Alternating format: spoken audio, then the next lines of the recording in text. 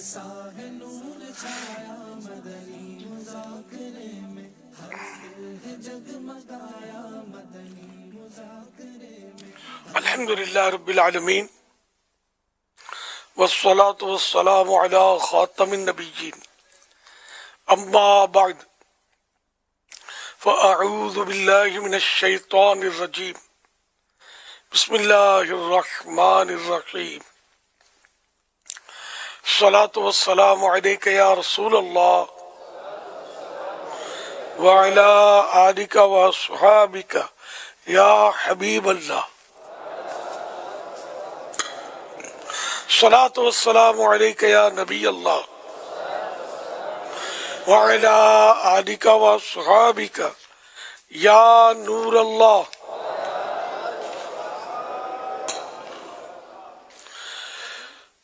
نویت سنت الاعتکاف، جب کبھی داخل مسجد ہونے کی سعادت پائیں اعتکاف کی نیت ضرور فرمائیں۔ نیت دل کے ارادے کو کہتے ہیں۔ دل ہی میں نیت کر لیجئے، میں نے سنت اعتکاف کی نیت کی، اب معتکف ہو گئے۔ دل میں نیت حاضر ہوتے ہوئے زبان سے کہہ لینا اچھا ہے۔ نبی کہا جب بھی نیت تو ہو چکی، جب تک مسجد میں رہیں گے اعتکاف کا ثواب پائیں گے۔ جب مسجد سے باہر نکلیں گے تو یہ نفل اعتکاف ختم ہو جائے گا، پھر دوبارہ مسجد میں داخلے کی صورت میں واپس نیت کرنی ہوگی۔ یاد رکھیے مسجد میں کھانا پینا، سونا، سحری، افطار، آب زمزم شریف پینا، دم کیا ہوا پانی پینا، نیاز کھانا وغیرہ اسی صورت میں جائز ہوتے، جبکہ اعتکاف کی نیت کی تھی۔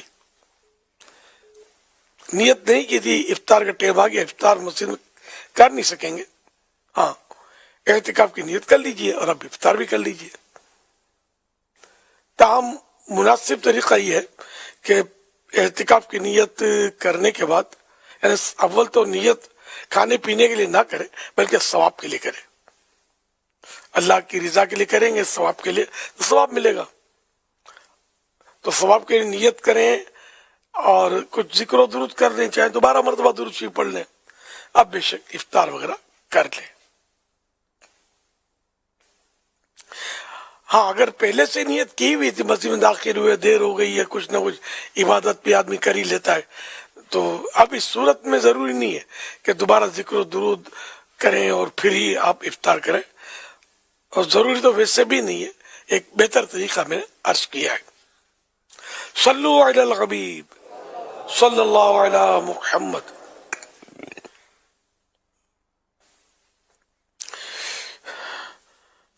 1445 ہجری کے جمادی الاولیٰ کی آج 18ویں شب 18 کی مناسبت سے مکتبۃ المدینہ کی رسالہ ضیاء درود السلام پیج نمبر 5 سے فرمان آخری نبی صلی اللہ علیہ وسلم نمبر 18۔ اللہ پاک کی خاطر آپس میں محبت رکھنے والے جب آپس میں ملیں اور مصافحہ کریں، یعنی ہاتھ ملائیں، اور نبی صلی اللہ علیہ وآلہ وسلم پر درود پاک بھیجیں تو ان کے جدا ہونے سے پہلے دونوں کے اگلے پچھلے گناہ بخش دیے جاتے ہیں۔ صلو علی الحبیب صلی اللہ علیہ محمد۔ ہفتہ اور مدنی مذاکرے کا سلسلہ ہے، اب سوالات کیجیے، ہر سوال کا جواب، اور وہ بھی بالصواب، یعنی درست دے پاؤں، یہ ضروری نہیں بن پڑا تو عرض کرنے کی کوشش کروں گا، بھول کرتا پائیں تو فوراً میری اصلاح فرمائیں، مجھے آئیں بائیں شائیں کرتا نے اپنی غلطی ہونے کی صورت میں قبول کرتا پائیں گے۔ صلو علی الحبیب صلی اللہ علی محمد۔ صدیق بھائی، آج ہم جس جگہ پہ جا رہے ہیں اس جگہ میں کچھ خاص چیزیں ہیں جس کے بارے میں آج ہم بتائیں گے اور لوگوں کو انفارمیشن دیں گے کہ اس میں کیا خاص بات ہے۔ روکے صدیق بھائی، جگہ آ گئی ہے، یہ ہمارے بالکل سامنے وہ جگہ ہے، اور اس پلیس میں کیا خاص بات ہے اور اس میں کیا چیزیں ایسی ہے جس کے بارے میں آج ہم آپ کو بتائیں گے کہ یہاں ہی آنے کا مقصد کیا ہے. اس کے ساتھ ایک اور پلیس ہے جس کے بارے میں ہم آپ کو بتائیں گے, وہاں پر بھی چلتے ہیں. مدنی مذاکرہ، مدنی مذاکرہ. یہ آج ہم چلانا چاہ رہے ہیں ایک خوبصورت سا پیکیج ہے, سوال بھی ہے اس میں. تو اس کا کیا ٹائم ہونا چاہیے؟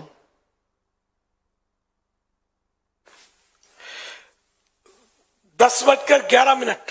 انشاءاللہ الکریم.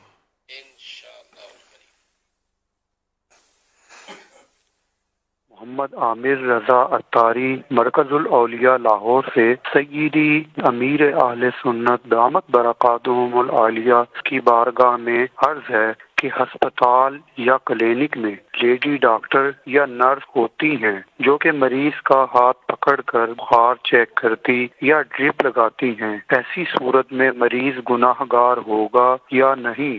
شرعی رہنمائی فرما دیجئے. میرے والدین اور گھر والوں کے لیے دعائے مغفرت فرما دیجئے. جزاک اللہ خیرا.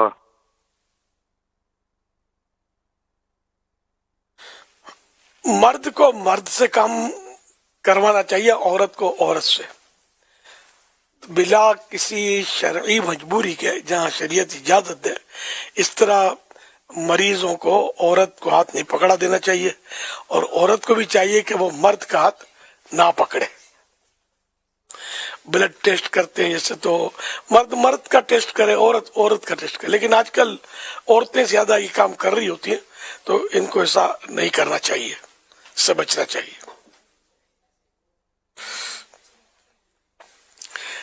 واللہ تعالی اعلم ورسولہ اعلم عز وجل وصلی اللہ تعالی علیہ وآلہ وسلم. صلو علی الحبیب صلی اللہ علی محمد. میرا نام حامد رضا ہے. آپ کی بارگاہ میں یہ سوال ہے, جو طالب علم امتحانی سینٹر میں نقل کرتے ہیں, یہ نقل کرنا اس کا کیا حکم ہے؟ جزاک اللہ خیرہ. اور میرے ماں باپ کے لیے میرے لیے بغیر حساب کتاب بخشش کی دعا فرما دیجیے.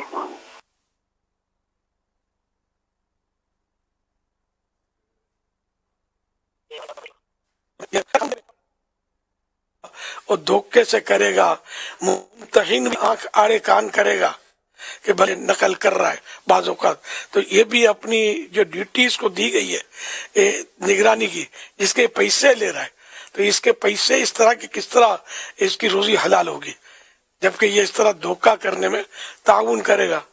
پھر امتحان کس بات کا؟ اگر نقل ہی کروانی ہے تو پھر امتحان تو نہ ہوا. نہیں ہے امتحان, تو دماغ کا ہوتا ہے, اور نقل کرنے میں دماغ کا امتحان تو نہیں ہوا. تو اس لیے نقل کرنا بہرحال ہے تو جرم, اس سے بچنا ہوگا. صلو علی الحبیب صلی اللہ علی محمد.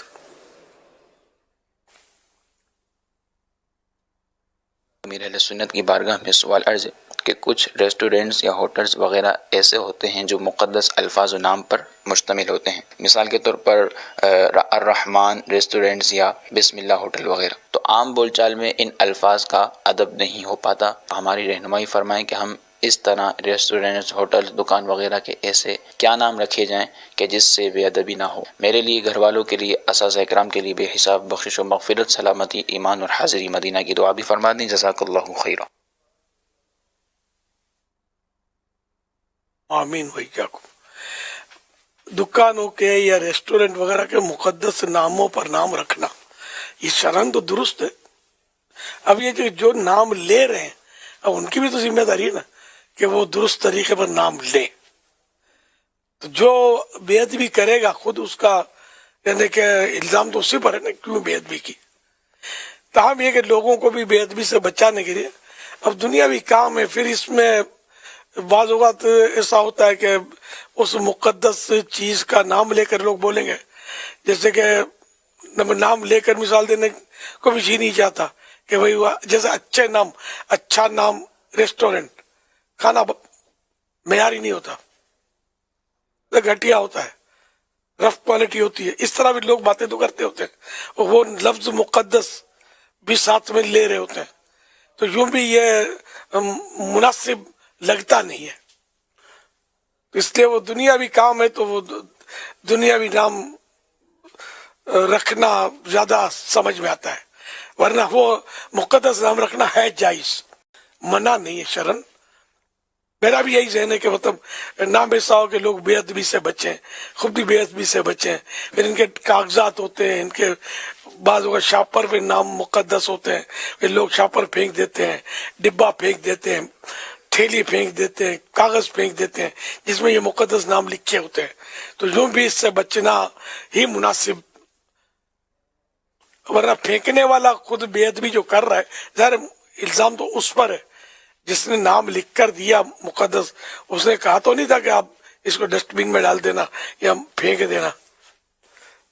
ہر مسلمان کو چاہیے کہ وہ مقدس ناموں کا ادب کرے۔ صلو علی الحبیب صلی اللہ علی محمد۔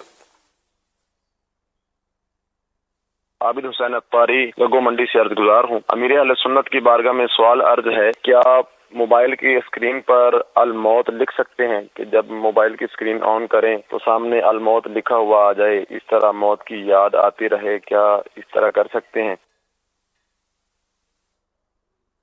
مشورہ ہے، نیکی کی دعوت ہے، کیا ہے؟ یہ تینوں چیزیں اس میں اچھا انداز ہے۔ اگر الموت لکھتے ہیں اس لیے کہ میں جیسے ہی آن کروں گا تو عبرت حاصل ہوگی، تو اچھا انداز ہے۔ اور دوسروں کے لیے اس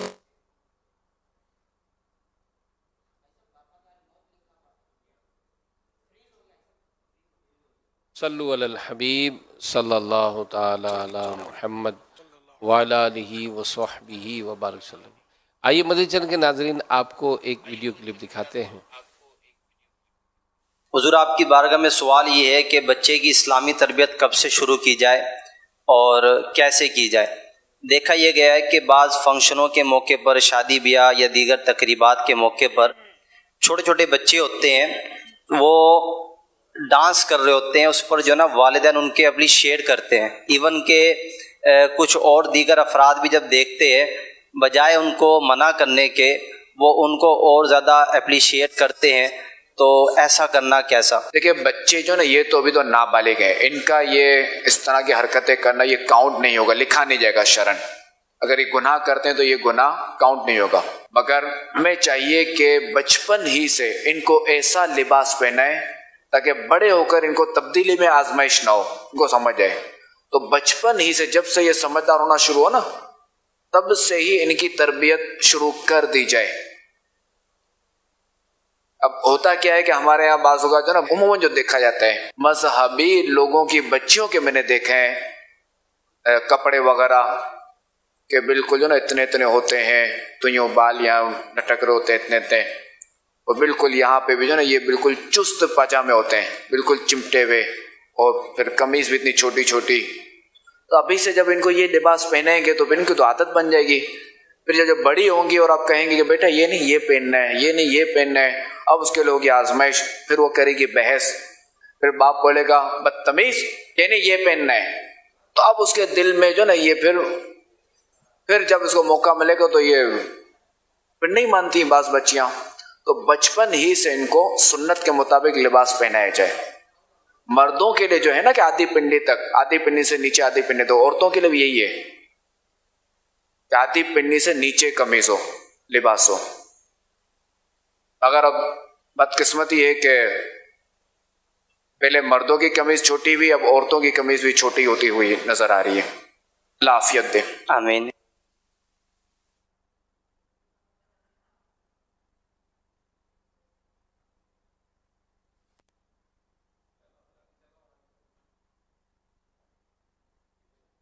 اس سوال کا جواب آپ کا جاری تھا، اس میں کچھ نیٹ پرابلم تھا ہمارے پاس۔ اچھا، وہ الموت کا جو میں نے جواب دیا وہ یہ اگر دوبارہ ہو جائے، آواز نہیں آئی تھی؟ جنہوں نے سوال کیا ماشاءاللہ بہت اچھا سوال ہے، سوال کا سوال ہے، ترغیب کی ترغیب ہے، نیکی کی دعوت بھی ہے اس میں کہ الموت لکھنا۔ یہ اگر موبائل پر کوئی اس لیے لکھتا ہے کہ جب بھی میں آن کروں گا تو سامنے الموت لکھا ہوا آئے گا تو مجھے اپنی موت یاد آئے گی، تو یہ تو اپنی موت کو یاد کرنا کار ثواب ہے اور ایک اچھا کام ہے. یہ جائز تو ہے ہی لیکن اچھا کام ہے. اس کو اگر کوئی کرتا ہے اچھی نیت سے تو انشاءاللہ الکریم ثواب کا حقدار ہوگا. صلو علی الحبیب صلی اللہ علی محمد.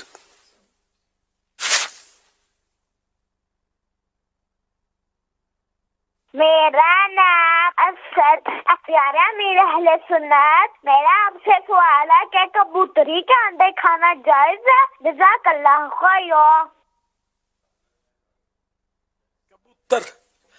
کبوتر حلال پرندہ ہے, اس کو کھا سکتے ہیں. کبوتری کے انڈے بھی حلال ہیں, کبوتری بھی حلال ہے, کھا سکتے ہیں. لیکن یہ کہ کبوتری کے انڈے بہت چھوٹے ہوتے ہیں اور یہ اس کو سیتی ہے جس سے بچے نکلتے ہیں. تو اگر وہ سیتی ہے, اس کو بچے نکلتے ہیں, تو پھر اس کو مشورتاً عرض ہے کہ نہ چھیڑا جائے کہ آپ کو غذا تو کم ملے گی اور یہ کہ اس طرح کبوتروں کی نسل میں فرق آئے گا. اور یہ جنگلی کبوتر جو ہیں یہ ہو سکتا ہے کہ اس میں قانونی بھی کوئی مشکل ہو, کیونکہ حکومتیں جو ہوتی ہیں نا وہ اس طرح کے اثاثے کو بچاتی ہیں, جانوروں کو, پرندوں کو, جنگلوں میں شکاروں پر پابندیاں ڈالتی ہیں. یہ ایک قوانین بناتے ہیں کیونکہ یہ بھی ایک ملک کا حسن ہوتے ہیں اور سرمایہ ہوتے ہیں اور ان سے دیگر کئی فوائد حاصل ہوتے ہیں. تو جہاں جہاں قانونی پابندی ہو تو وہاں اس کے مطابق عمل کرنا چاہیے. اور شکار کے لیے بھی قانون بنے ہوئے ہیں, ہمارے ملک میں بنے ہوئے قانون کہ ہر چیز کا شکار نہیں کر سکتا, تو ان قوانین پر عمل کرنا چاہیے. صلو علی الحبیب صلی اللہ علی محمد. عباس رضا سوال کر رہے ہیں, یہ کہہ رہے ہیں کیا اصال ثواب کا مردے کو پتہ چلتا ہے کہ کس نے کتنا ثواب بھیجا ہے؟ جی ہاں, اس کے واقعات تو ہیں کہ ان کو ثواب کا پتہ چلتا ہے, تقسیم بھی کر رہے ہوتے ہیں ثواب, اس طرح کے بھی واقعات ہیں اور ان کو خوشی بھی حاصل ہوتی ہے. یہاں تک کہ کوئی آ کر ان کو سلام کرتا ہے قبر پر تو ان کا بھی پتہ چلتا ہے ان کو.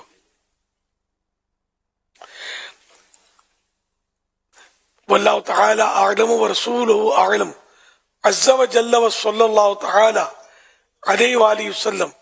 صلو علی الحبیب صلی اللہ علی محمد صلی اللہ تعالی علی محمد صلی اللہ علیہ وسلم. اس پر احادیث طیبہ بھی شرح الصدور اور بخاری مسلم کی روایتیں بھی اس طرح کی موجود ہیں کہ یہ جو قبر میں ان کے ساتھ معاملات باہر سے ہوتے ہیں, جیسے سلام کا آپ نے فرمایا, تو یہ احادیث طیبہ سے بھی اس کا ثبوت ہے. اور دارالفتہ اہل سنت کا ایک انتہائی تفصیل کے ساتھ اس پر فتویٰ بھی ہے جس میں تحقیق کے ساتھ احادیث طیبہ سے اس بات کو ثابت کیا گیا ہے کہ جو چیز اصال ثواب کی جاتی ہے مرنے والوں کو اس کی خبر ہوتی ہے.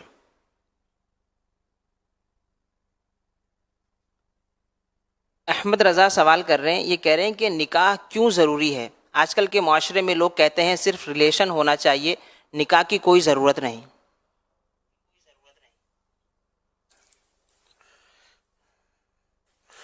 ریلیشن سے کیا مرادیاں؟ رشتہ. معاذ اللہ, تو ہم تو مسلمان ہیں نا, ہم مسلمان ہیں اور ہمیں اسلام نے نکاح کا طریقہ سکھایا ہے. اور میرے پیارے آقا صلی اللہ علیہ وسلم ارشاد فرماتے ہیں النکاح من سنتی فمن رغب عن سنتی فلیس منی, کہ نکاح میری سنت ہے. اور جو نکاح فمن رغب عن سنتی, جی روایت دیکھیں, میں کوئی الفاظ بھول تو نہیں رہا ہوں. اصل تو روایت یوں ہے جو سنن ابن ماجہ وغیرہ کے اندر ہے کہ النکاح من سنتی فمن لم یعمل بسنتی فلیس منی, یعنی نکاح میری سنت ہے, جو میری سنت پر عمل نہیں کرتا وہ مجھ سے نہیں. اور یہ جو آپ ارشاد فرما رہے ہیں وہ جدا سے ایک حدیث مبارکہ ہے جسے عام طور پہ ہمارے یہاں ملا کے پڑھا جاتا ہے کہ فمن رغب عن سنتی فلیس منی, کہ جو میری سنت سے بے رغبت ہو وہ ہم میں سے مجھ سے نہیں ہے, نہ میری طریقہ کار پر نہیں ہے. تو جو نکاح کی مطلب نکاح کا بیان تو قرآن کریم میں بھی تو ہے، نکاح کا بیان آیتیں بھی تو ہے نا، کہ ان سے نکاح ہو سکتا ہے، ان سے نکاح نہیں ہو سکتا وغیرہ. جی تو بالکل. جو اسلام میں نکاح جو ہے، ہاں تو نکاح کا انکار جبکہ قرآن کریم کی نص سے ثابت ہے، اور نکاح کا انکار کرے گا تو مسلمان نہیں رہے گا، اور کوئی مسلمان نکاح کا انکار کر بھی نہیں سکتا.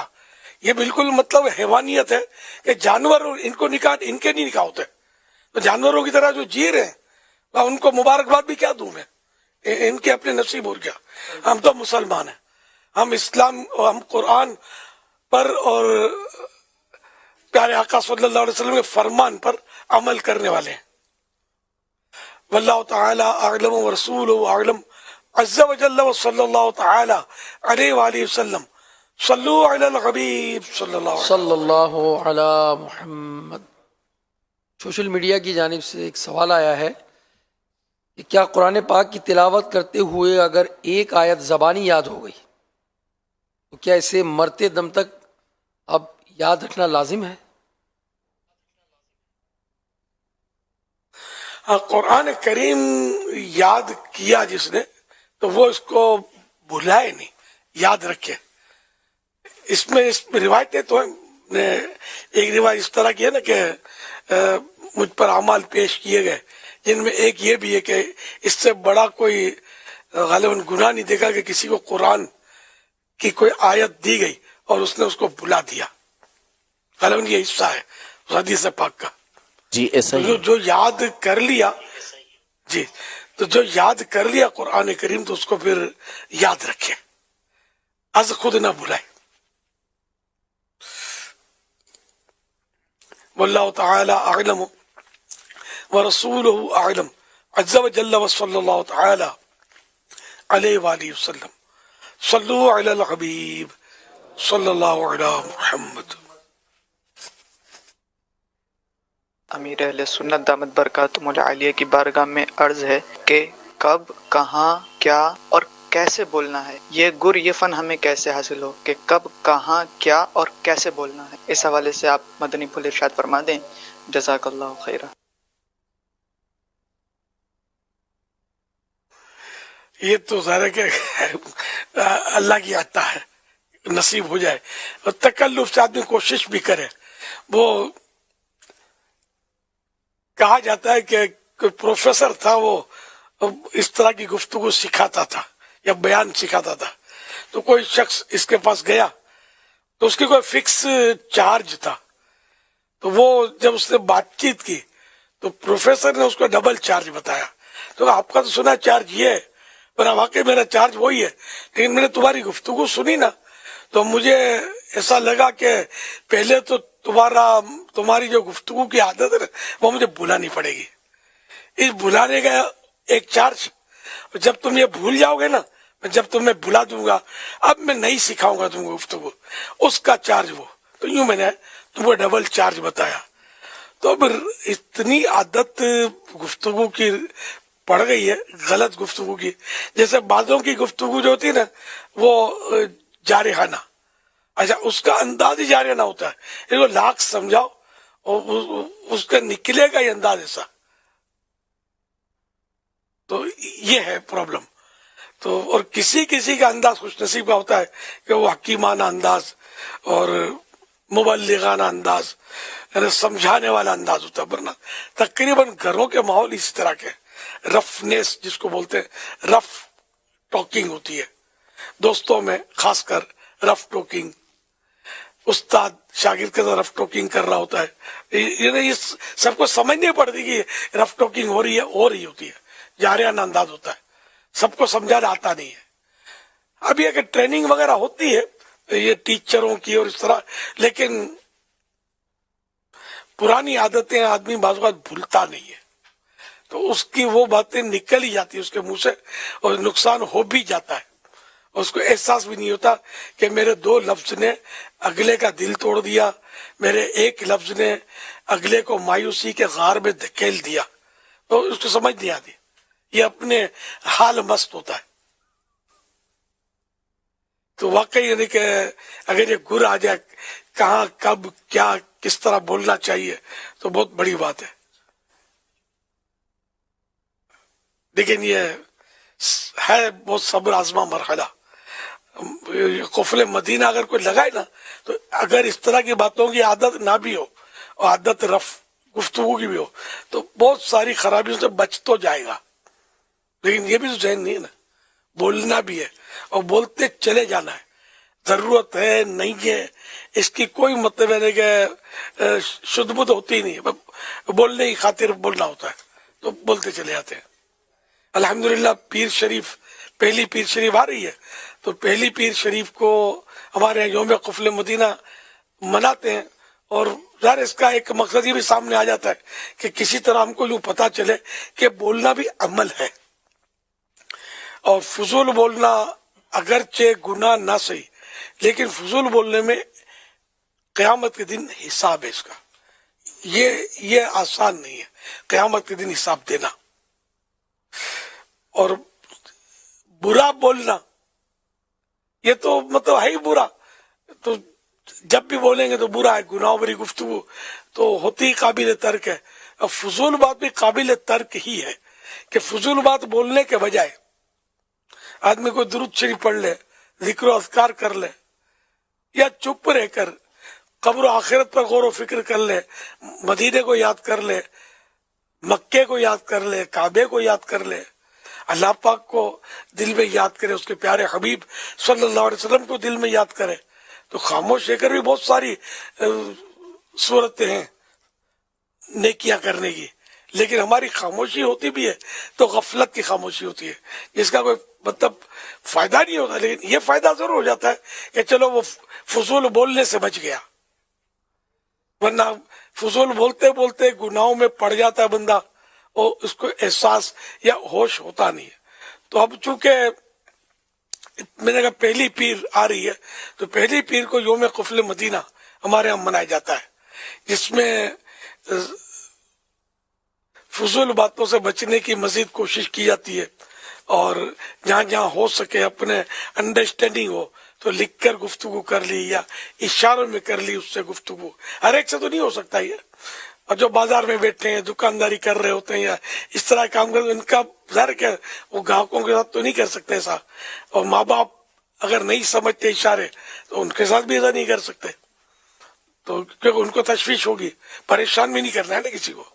تو دوستوں میں جو خاص اس طرح بھائی ہوتے ہیں یہ آپس میں اس طرح کر سکتے ہیں کسی حد تک, مطلب کہ کچھ نہ تصور قائم ہو کہ گفتگو بھی عمل ہے, بولنا بھی عمل ہے, اور خاموشی بھی ایک عمل ہے کہ جس کے فوائد بہت ہیں.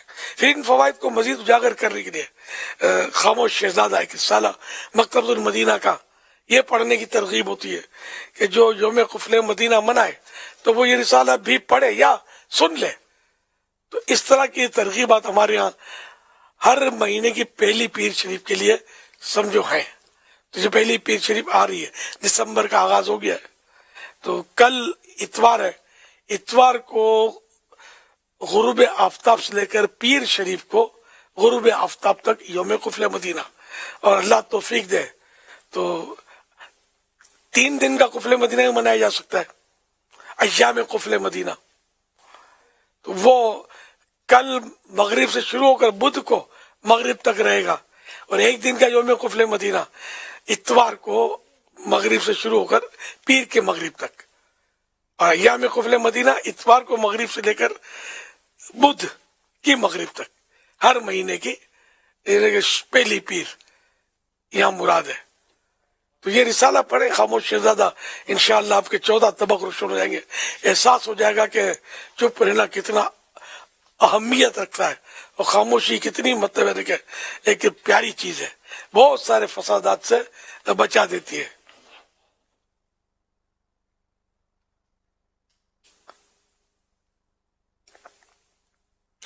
دنیا بھر کے لیے ظاہر ہے کہ دنیا بھر میں سیکھنے کے لیے کوششیں تو لوگ کرتے رہتے ہیں, کچھ نہ کچھ طرح طرح کے علوم سیکھتے ہیں,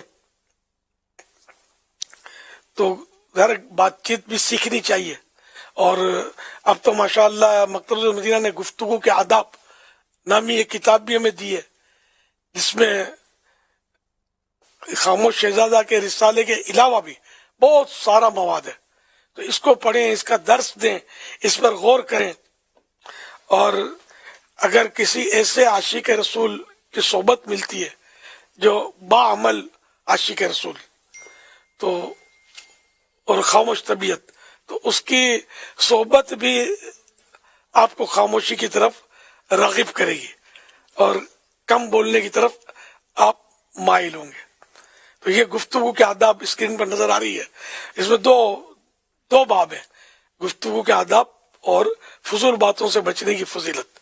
نہ پڑھی ہو تو یہ تو پہلی فرصت میں پڑھ لیجئے، تو انشاءاللہ آپ کو احساس ہو جائے گا کہ بک بک بک بک بک بک جو کرتے رہتے ہیں تو نقصان کتنا ہوتا ہے، دنیا آخرت کا نقصان ہوتا ہے. کبھی کبھی بک بک جو ہے نا دنیا میں سر پھڑوا دیتی ہے، ہاتھ توڑوا دیتی ہے، بعض اوقات قتل کروا دیتی ہے. جی ہاں، بک بک بعض اوقات قتل بھی کروا دیتی ہے.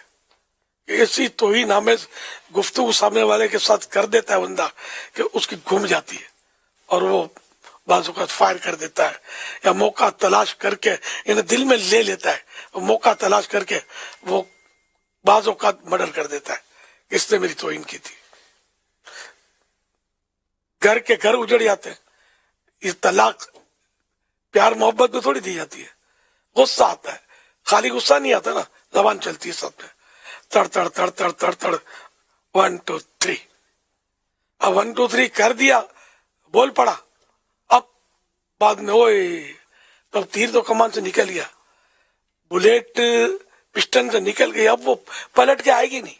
نہ اب مفتی صاحب کے پاس جا کر اب لاکھ روئے سر بچاڑے کہ مفتی صاحب بہت غصہ آ گیا تھا اور میرے منہ سے 1 2 3 ہو گیا، 3 طلاق دے دی میں نے، ہائے میں اب کیا کروں. تو مفتی صاحب یہی کہیں گے کہ اب تک تو ہم نے یہی سنا ہے کہ لوگ طلاق غصے میں دیتے ہیں، کبھی یہ نہیں سنا کہ آج تجھ پر بڑا پیار آ رہا ہے، اتنا اچھا کھانا پکایا، کیا تو یہ 3 طلاق. ایسا تو کوئی بھی نہیں کرتا، تو غصے میں ہی ہوتا ہے.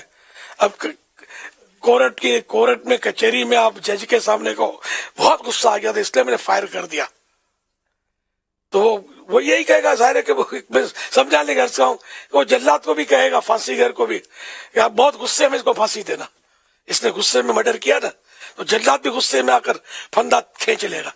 ظاہر ہے کہ غصے والا غصے میں کچھ کر کے یہ بولے کہ میں بچ کے نکل جاؤں تو تھوڑی بچ کر نکل سکتا ہے. بولا تو یہ دنیا کا نظام جو ہے نا، یہ زبان پر اتنا مطلب، آپ اگر جیل کا دورہ کر کے معلومات کرو نا تو ایک سے ایک اس میں مطلب بولنے والے ماسٹر ہوں گے جنہوں نے زبان کی وجہ سے جیل کے سریے کے پیچھے آگے ہوں گے. اس کو گالی دی، اس کو غصہ آ گیا، پہلے گالی نکلے، اس کا ٹھوسا پڑے گا، اس کی لات پڑے گی، پولیس آ جائے گی، دونوں ہتھکڑیاں ڈال کے ڈالے گی اندر. کہاں سے چلی؟ گالی زبان سے نکالی نا، جب توہین کر دی. تو یہ دیکھو تو زبان اتنے فساد کرواتی ہے، گھر کے گھر اجاڑ رہی ہے، خاندان کے خاندان تباہ کر رہی ہے. تو اس کو لگام پڑ جائے نا تو دنیا میں شاید امن قائم ہو جائے.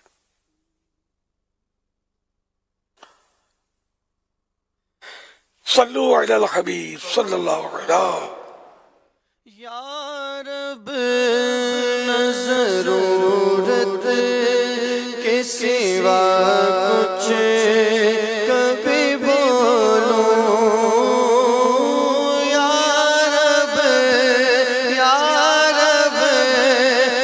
ضرورت کے سوا کچھ کبھی بولو.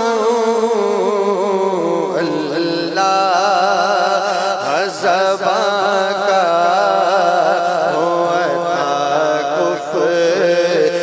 مدینہ، اللہ زبان کا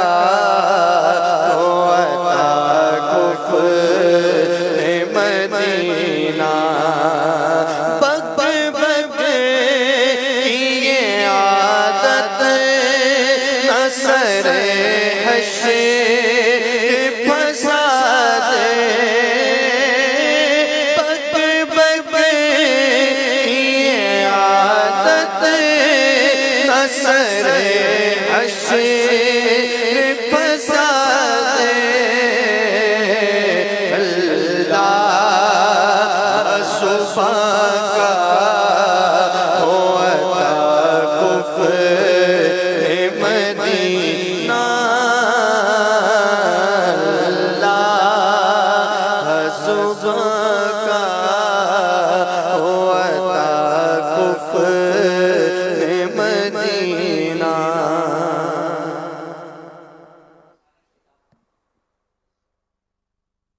جس کتاب کا امیر اہل سنت نے اظہار فرمایا گفتگو کے آداب، الحمدللہ یہ ہماری درسی کتاب ہے جس سے مساجد میں، دیگر چوک درس، آفیسز میں، گھروں میں درس بھی دیا جا سکتا ہے. تو یہ کتاب 325 روپے میں مکتبۃ المدینہ سے حاصل کی جا سکتی ہے، اور گھر بیٹھے منگوانا چاہیں تو نمبر پر آپ کال کر کے اپنا آرڈر بھی بک کرا سکتے ہیں.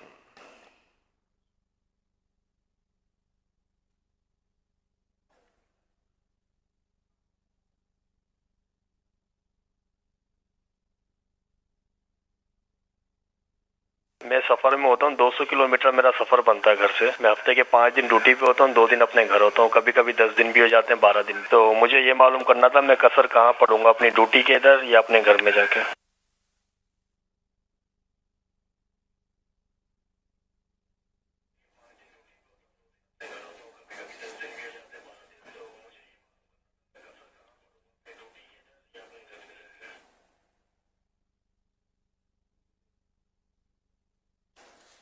سوال سمجھ میں نہیں آیا.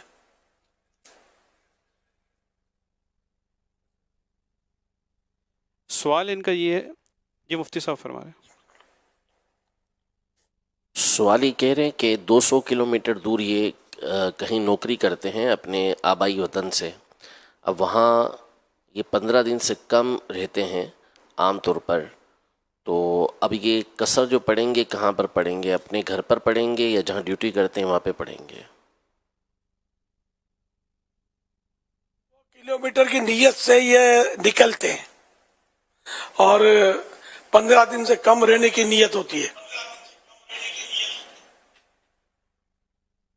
تو یوں یہ مسافت تو شرعی فاصلہ تو ہے، لیکن 15 دن سے کم رہنے کی نیت ہے، تو وہاں پہنچ کر یہ مسافر ہی رہیں گے. اور جب اپنی آبادی سے باہر نکلیں گے، جہاں سے یہ نکلے اپنے شہر سے یا قصبے سے یا گاؤں سے، تو اس کی جیسے ہی آبادی ختم ہو جائے گی تو اس کے بعد سے یہ یعنی کہ اب اس پر قصر ان پر واجب ہو جائے گی. ظہر، عصر اور عشاء کے 4 فرض جو ہیں یہ اس کی جگہ 2 پڑھنی ہے، 2 فرض، باقی ساری رکعتیں پوری پڑھنی ہوتی ہیں. وطر بھی پورے پڑھنے ہیں، مغرب میں قصر نہیں ہے، سنتوں میں بھی قصر نہیں ہے.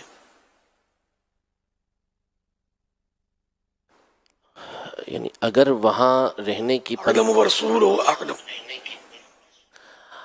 اگر وہاں 15 دن رہنے کی نیت ہو تو راستے میں جو نمازیں آئیں گی ان کا حکم بھی ارشاد فرما دیں کہ اگر وہاں اگرچہ 15 دن کے رہنے کی نیت ہے لیکن راستے میں تو پھر بھی اسے قصر ہی کرنا ہوگی. جی ہاں، اگر وہاں 15 دن یا اس سے زیادہ 15 دن رات یا اس سے زیادہ رکنا ہے، یہاں یہ جانا چاہتے ہیں اور ہے وہ شرعی مسافت 100 کلومیٹر یا اس سے زائد وغیرہ، تو اس میں یہ کہ جب اپنی آبادی سے باہر نکلیں گے تو اس آبادی میں داخل ہونے سے پہلے جو نماز یہ پڑھیں گے یہ قصر پڑھیں گے.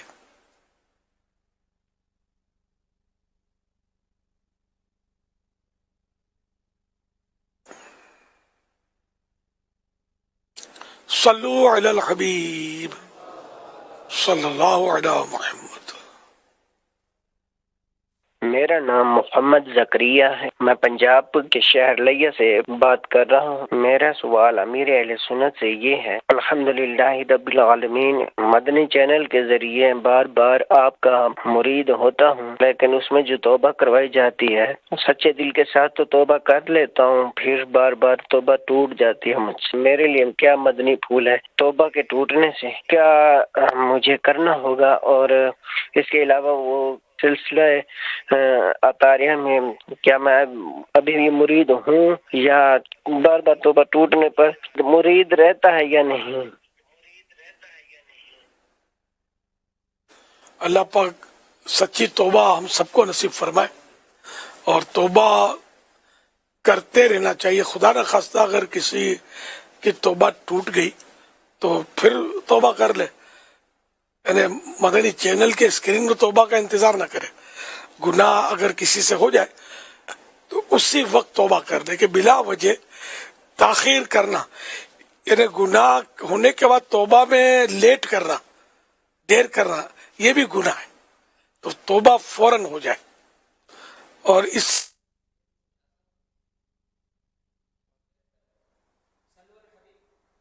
صلو علی الحبیب صلی اللہ تعالی علی محمد. الحمدللہ امیر اہل سنت جو ہیں وہ جب مدنی چینل میں مدنی مذاکرہ فرماتے ہیں تو عموماً ایک ایسا موقع بھی آتا ہے کہ جب ہم اجتماعی طور پہ توبہ کی بھی سعادت حاصل کرتے ہیں. اور بڑی پیاری ایک روایت مکاشفۃ القلوب کے حوالے سے نظر میں ہے کہ ایک آدمی نے حضرت سیدنا ابن مسعود رضی اللہ عنہ سے پوچھا کہ ایک آدمی نے گناہ کیا، کیا اس کی توبہ کی کوئی صورت ہے؟ حضرت سیدنا ابن مسعود رضی اللہ عنہ نے منہ دوسری طرف کر لیا، پھر دوبارہ ادھر توجہ کی تو ان کی آنکھیں ڈبڈبا رہی تھیں، آنکھیں آنسوؤں سے بھری ہوئی تھیں. فرمایا جنت کے 8 دروازے ہیں، سب کھلتے اور بند ہوتے ہیں سوائے توبہ کے، اس لیے کہ توبہ کے دروازے پر ایک فرشتہ مقرر ہے جو بند نہیں ہوتا، اس لیے نیک عمل کرو اور مایوس نہ ہو. تو آئیے مدنی چینل کے ناظرین اور عالمی مدنی مرکز فیضان مدینہ کے حاضرین، امیر اہل سنت کے ذریعے حضور سیدی غوث اعظم شیخ عبد القادر جیلانی رحمۃ اللہ تعالیٰ علیہ کے مریدوں میں شامل ہو جاتے ہیں. اور بیعت ہونے کا، مرید ہونے کا ایک بہت بڑا فائدہ یہ بھی ہے کہ سرکار بغداد حضور غوث پاک شیخ عبد القادر جیلانی رحمۃ اللہ علیہ کا ایک ارشاد ہے کہ میرا مرید بغیر توبہ کی اس دنیا سے نہیں جائے گا. تو امیر اہل سنت جس طرح ارشاد فرمائے آپ اتنی آواز سے دہرائیں کہ آپ کے اپنے کان سن لیں. اگر آپ کسی سلسلے میں بیعت ہیں اور چاہتے ہیں کہ امیر اہل سنت کے سلسلے کی برکتیں ملیں، آپ طالب ہو سکتے ہیں، آپ کے پیر صاحب بھی آپ کے پیر صاحب رہیں گے، امیر اہل سنت کا سلسلے کا فیضان بھی نصیب ہوگا. میں امیر اہل سنت سے عرض کرتا ہوں کہ ہمیں توبہ بھی کروا دیں اور اپنے مریدوں میں شامل فرما لیں. بسم اللہ الرحمن الرحیم. الصلاۃ والسلام علیک یا رسول اللہ وعلی آلک واصحابک یا حبیب اللہ. لا الہ الا اللہ محمد رسول اللہ صلی اللہ علیہ وآلہ وسلم. توبہ کرتا ہوں میں اپنے تمام پچھلے گناہوں سے اور آئندہ اللہ اور رسول کی نافرمانی نہیں کروں گا. بد مذہبوں اور برے لوگوں کی صحبت سے بچتا رہوں گا. نماز روزے کی پابندی کرتا رہوں گا. ماں باپ کی نافرمانی، جھوٹ، غیبت، چغلی، وعدہ خلافی، گالی گلوچ، فلمیں، ڈرامے، گانے باجے، بے پردگی وغیرہ وغیرہ گناہ نہیں کروں گا. مرید ہوتا ہوں میں آپ کا اور آپ کے ذریعے سرکار بغداد حضور غوث پاک شیخ عبد القادر جیلانی رحمت اللہ علیہ کا یا اللہ پاک مجھے غوث پاک کے غلاموں میں قبول فرما اور قادری رضوی سلسلے کی برکتیں نصیب فرما. اللہم آمین. صلاۃ والسلام علیک یا نبی اللہ وعلی آلک واصحابک یا نور اللہ.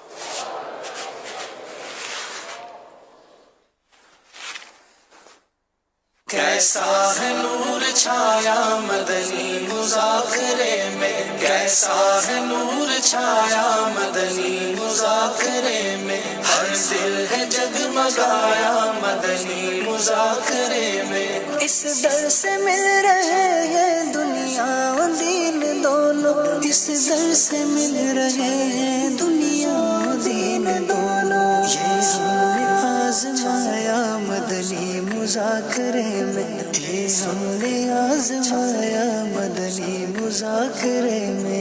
कैसा है नूर छाया मदनी मुज़ाकरे में। قل هو الله أحد الله الصمد لم يلد ولم يولد ولم يكن له كفوا أحد والله الذي لا إله إلا هو الرحمن الرحيم والملك القدوس السلام المؤمن المحسن العزيز الجبار صلى الله وسلم حسبي ربي جل الله ما في قلبي دل الله نور محمد لا إله إلا الله أما کو بھی بشت سادو داٹی کو بھی بشت اور یوسف بھائی کو بھی بشت احمد مصطفیٰ سب سے آخری نبی آمنہ کا لادلہ سب سے آخری نبی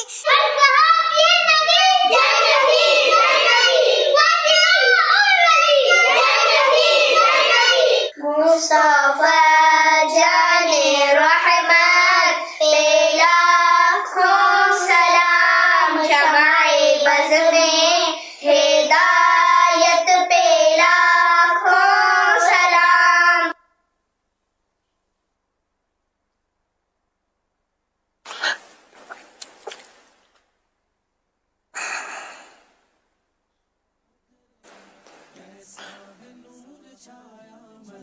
ماشاء اللہ، پیارے پیارے پھول جیسے بچوں کی پیاری پیاری ادائیں، 7 کروڑ مرحبا. اللہ پاک ان سارے بچوں کو باعمل عالم دین، مفتی اسلام اور دعوت اسلامی کا مخلص مبلغ بنائے، اور انہیں ماں باپ، دادا دادی، نانا نانی اور گھر والوں سمیت بار بار حج نصیب کرے، بار بار میٹھا میٹھا، شہر سے بھی میٹھا مدینہ دکھائے. اللہم آمین. صلو علی الحبیب صلی اللہ علیہ محمد. ابھی نیپال کا جامعۃ المدینہ نظر آیا تھا، جامعۃ المدینہ والے. ماشاء اللہ ماشاء اللہ.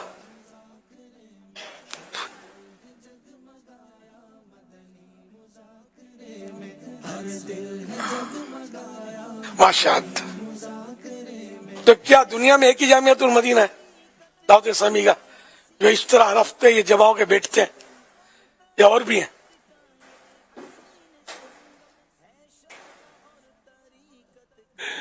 الحمدللہ بہت سارے جامعات المدینہ ہیں. تو ساروں کو چاہیے کہ اسی طرح وقتاً فوقتاً مدنی مذاکرے میں نظر آئے کریں، تو سارے کا ایمان تازہ ہوتا ہے، اس طرح دیکھنے والوں کو بھی جذبہ ملتا ہے. اور جامعات المدینہ میں مطلب یہ جامعات المدینہ کی بھی تشہیر ہوتی ہے نا کہ یہ دعوت اسلامی ہے، کہ ماشاءاللہ اتنے طلباء کرام ہزاروں لاکھوں یہاں دین حاصل کرتے ہیں. تو اگر ہمارا بچہ بھی شامل ہو جائے تو وہ بھی اسی طرح مطلب دین سیکھے گا. تو جامعات المدینہ دیگر بھی ہیں، وہ بھی ذرا اسکرین پہ دکھایا کریں، اگر وہ آتے ہوں تو.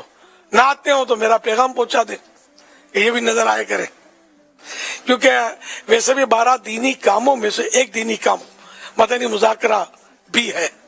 اس دینی کام کو سارے جامعۃ المدینہ والے اور ہماری مجلس جو ہے اس کو اجاگر کرے، اور سب تک میری یہ درخواست پہنچا دیں کہ الحمدللہ مدنی مذاکرہ علم دین سیکھنے کا ایک بہت اچھا ذریعہ ہے.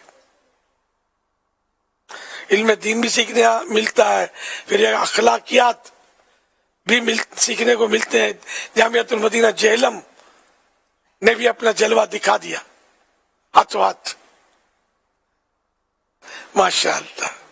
فیصل آباد، اچھا یہ بھی یہ جامعۃ المدینہ یہ مکس ہے، مکس ہوتے ہیں. جی جی مکس طلباء کرام اور اسلامی بھائی. ہاں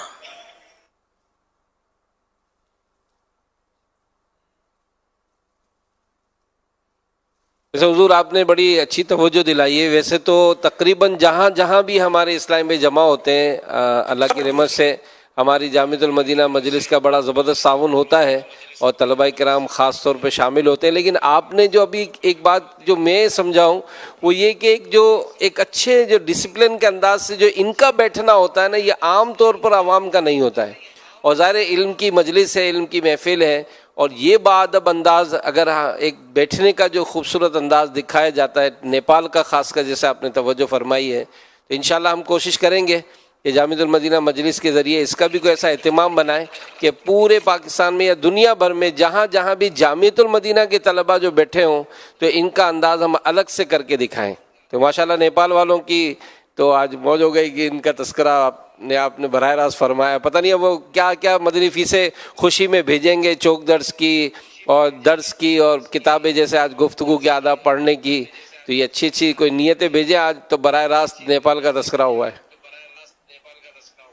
اگر حرج نہ ہو اور مجلس میں اجازت دے اور کوئی اس میں کوئی رکاوٹ نہ ہو شرعی، قانونی، اصولی، تو ان سب کو آج شکرانے میں وہ 3 دن کے مدنی قافلے میں اسی مہینے.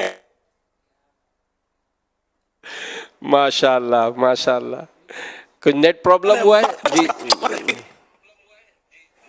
جی جی آپ کا پیغام ہماری رکن شورا حاجی اسد بھی نظر آ رہے ہیں ہمارے جہلم میں تشریف فرمائے، تو ہو سکتا ہے ابھی کچھ پیغام آ جائے، کوئی نیپال والوں کا بھی پیغام آ جائے. 3 دن کا مدنی قافلہ نیپال جامعۃ المدینہ. جو نظر آئے ان کو آج 3 دن مدنی قافلے میں سفر کا انعام. سبحان اللہ. نیپال والے تو لگتا ہے خوش ہو رہے ہیں، ہاتھ ہلا رہے ہیں، خوشی میں ہاتھ ہلا رہے ہیں. ویسے ہی ان کا تذکرہ ہوا اس لیے ہلا رہے ہیں. انشاءاللہ ہو نہ ہو آج کچھ میرا ذکر حضور میں ہوا، ورنہ میری طرف خوشی دیکھ کے مسکرائی کیوں.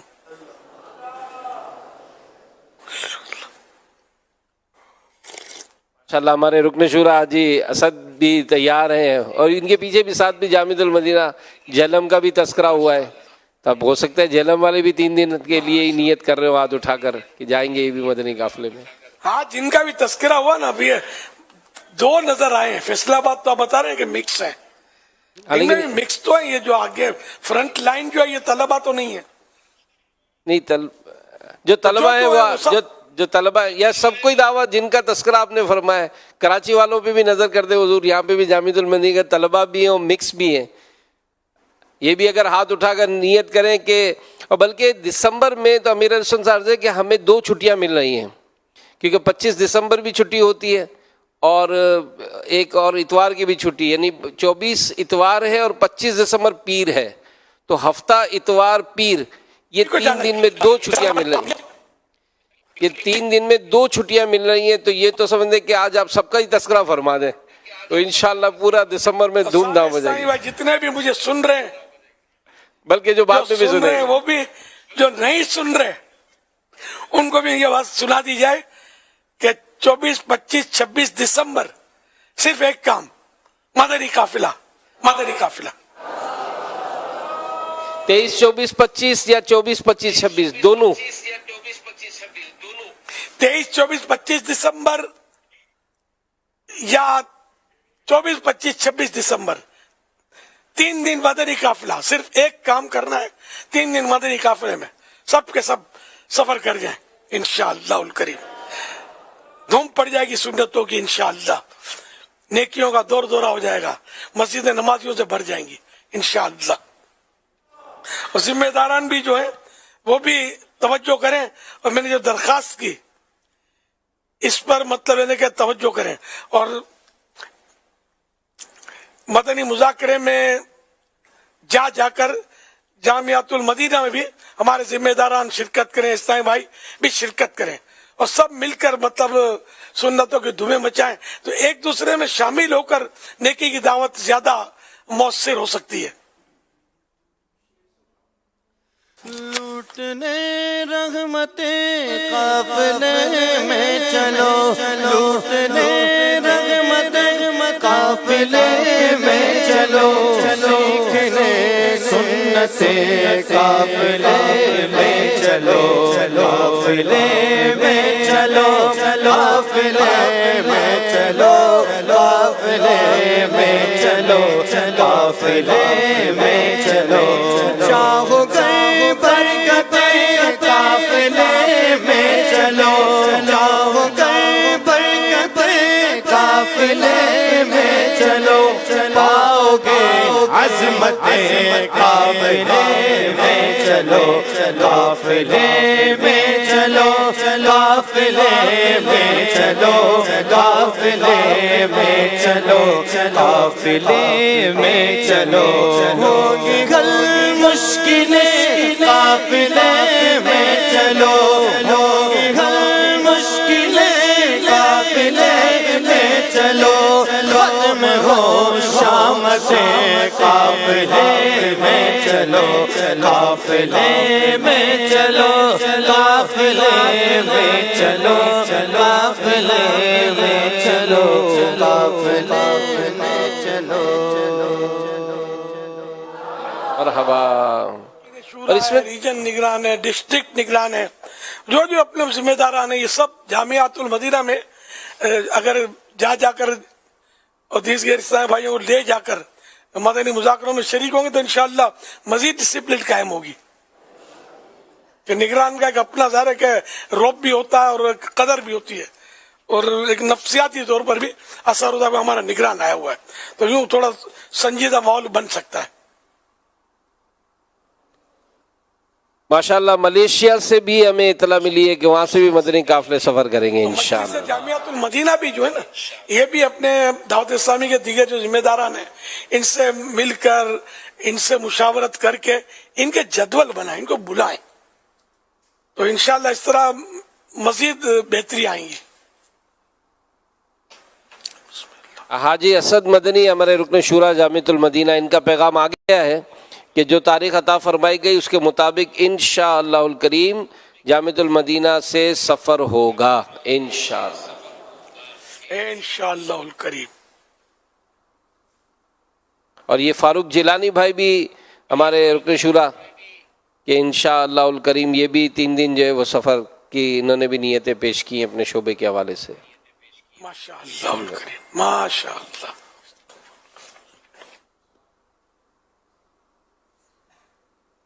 हुजूर जिन्नात के मुतालिक एक सवाल आया है कि क्या जब इंसान का बच्चा पैदा होता है तो उसके साथ 9 जिन्नात भी पैदा होते हैं, तो अगर वो बच्चा फौत हो जाए तो 9 जिन्नात भी फौत हो जाते हैं?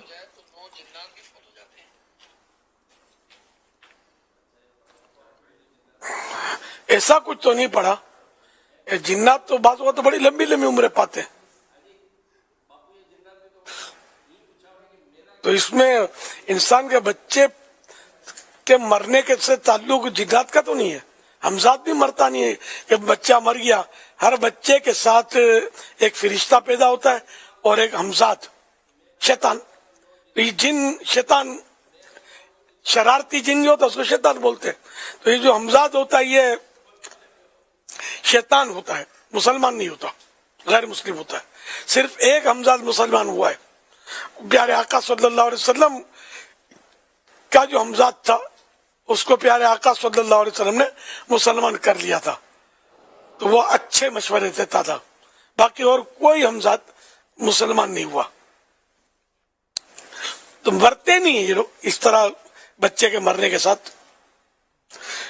वल्लाहु तआला अअलम व रसूलुहु अअलम अज़्ज़ व जल्ल व सल्लल्लाहु तआला अलैहि व आलिहि वसल्लम सल्लू अलल हबीब सल्लल्लाहु अला मुहम्मद। माशाअल्लाह मदनी काफिलों की रेल पेल और इसकी इतलाएँ आना शुरू हो गई हैं।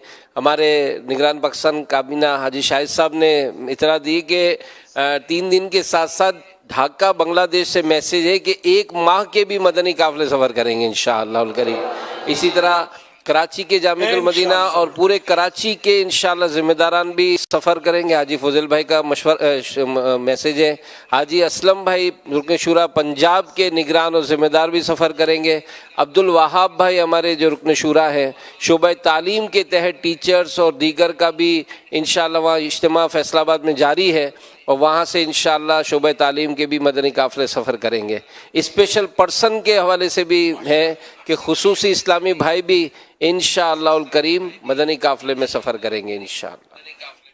माशाअल्लाह। मदनी चैनल आम करें, ये भी सफ़र करेंगे फैज़ान मुर्शिद के इस्लाम ढाका भी तो नजर आ रहा है यार। सुभान अल्लाह। मेरे अभी तवज्जो गई, लिखा हुआ जामियातुल मदीना ढाका। अब्दुल मुबीन भाई तो फ्रंट बैठे हुए हैं, लेकिन वो है जामियातुल मदीना ये भी,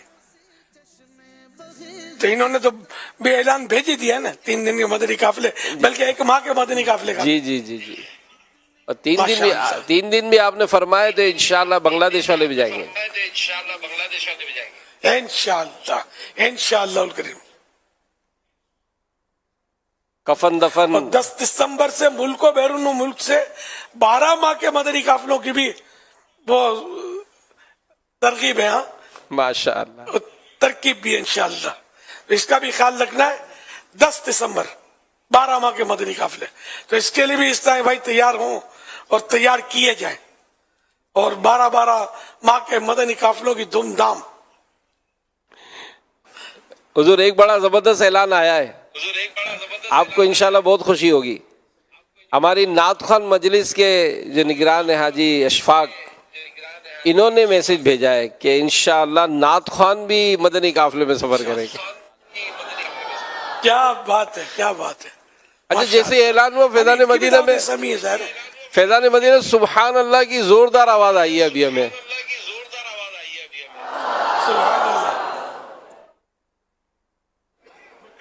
सल्लु अलल हबीब सल्लल्लाहु ताला अला मुहम्मद। तो हमारे मदनी चैनल के नाजरीन, आप ज़ाहिर मुबल्लिगीन से, ज़िम्मेदारान से, नात खानों से भी बड़ी मोहब्बत का इजहार करते हैं, और जब पता चलता है कि वे फलां नात खान है तो वो दूर दूर भी जा कर उनका बयान सुनते हैं, मुबल्लिगीन से नात खानों की नातें सुनते हैं। तो अभी फ़ौरन रब्ता कर लें, क्योंकि अब तो जब अमीर अर्ज़ ने फरमाया, मजलिस ने भी कह दिया कि सब ने जाना है, तो नात खानों से भी रब्ता कर लें कि हुजूर आपका सफ़र कहाँ होगा, तो इंशाअल्लाह उनके साथ भी बसें रवाना होंगी, हो सकता है ट्रेनें बुक हो जाएं, बोगियाँ बुक हो जाएं। क्या फरमाते हो हुजूर? हाँ, इनका तो मुझे खुसूसी कारकर्दगी भी भेजना कि कितने नाज़खानों ने सफर किया। माशाअल्लाह। और जदवल के मुताबिक करना, यानी अपने हिसाब से नहीं चल रहा है, जो दावत इस्लामी का जदवल है मदनी काफिले का उसके मुताबिक करना है, और जितना हो सके एक नातख्वां जो है ना एक मदनी काफिले में वो शामिल कर लिया जाए। खाली ये नातख्वां जाएंगे तो महफिलें जमा के वापस आ जाएंगे, तो अपने क्या करेंगे?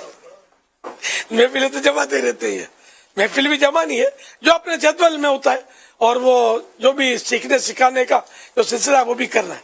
तो एक नातख्वां एक मदनी काफिले में इंशाअल्लाह मदनी काफिले में भी बड़ा रंग भर जाएगा। माशाअल्लाह। ये और जो नातख्वां मजलिस में शामिल नहीं है, रुकावट उनके लिए भी कोई नहीं है। दुनिया भर के नातख्वानों को दावत है मदनी काफिले में सफर करने की, आप सबकी है दावत इस्लामी, और सब इसमें मदनी काफिले में सफर करें। कारी साहिबान का देखो क्या पैगाम आता है, कारी साहिबान भी तो है ना यार अपने पास, कितने सारे हैं माशाअल्लाह। ये भी अब कोई पता नहीं इनकी मजलिस है कि नहीं है, ये नहीं पता मुझे, तो ये भी कोई पैगाम आ रहे थे। ये कारी साहिबान भी पीछे नहीं है, हर मदनी काफिले में एक कारी साहब एक नातख्वां। वाह, नहीं आ गया धमाटी हो जाएगी बाबा, आ गया। ये हमारे लियाकत भाई का पैगाम आ गया। ये मदरसतुल मदीना बॉयज से भी अमीर हसन ने जो तारीख दी है उसमें 3 दिन भरपूर मदनी काफिले सफर करेंगे। फारूक जिलानी ये भी उन्होंने भेजा है। इसी तरह हमारे अशफाक भाई KPK के जो हमारे सूबाई मुशाद के निगरान हैं, इन्होंने भी नीयत भेजी। हाजी याफूर ने वकला के मदनी काफिले, इनका भी पैगाम भेज दिया। इसी तरह मुख्तलिफ जो है वो अल्हम्दुलिल्लाह मैसेजेस आ रहे हैं, और यूँ लगता है कि आपने जो फरमाया है तो इंशाअल्लाह कुछ ऐसा सिलसिला हो जाएगा कि हर शोबे वालों की कारकर्दगी यूँ बन जाए, और आपको इंशाअल्लाह हम पेश करेंगे कि इस तरह की नीयतें भी हैं। और ये वकला तो नज़र आ रहे हैं, हो सकता है कुछ ये भी बोगियाँ और ट्रेनें बुक करा लें और चले जाएँ ये भी मदनी काफिले में इंशाअल्लाह। मजलिस मालियात वाले इस्लामी, मजलिस मालियात वाले और हज उम्रा वाले भी इंशाअल्लाह, और मैं भी सफर करूँगा इंशाअल्लाह। माशाअल्लाह, हर रुकने शुरा को भी सफर करना चाहिए। फिर मदनी काफिला को मदनी काफिला वो एक ही धुन हो कि मदनी काफिला 23, 24, 25 या 24, 25, 26 दिसंबर।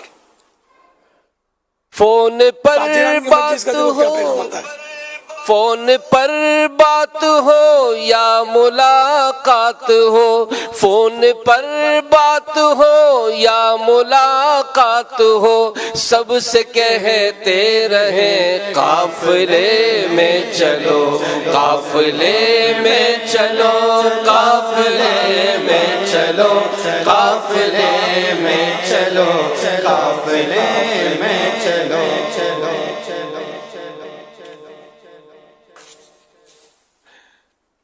پیکیج چلا دو بھائی، پیکیج صلو علی النبی.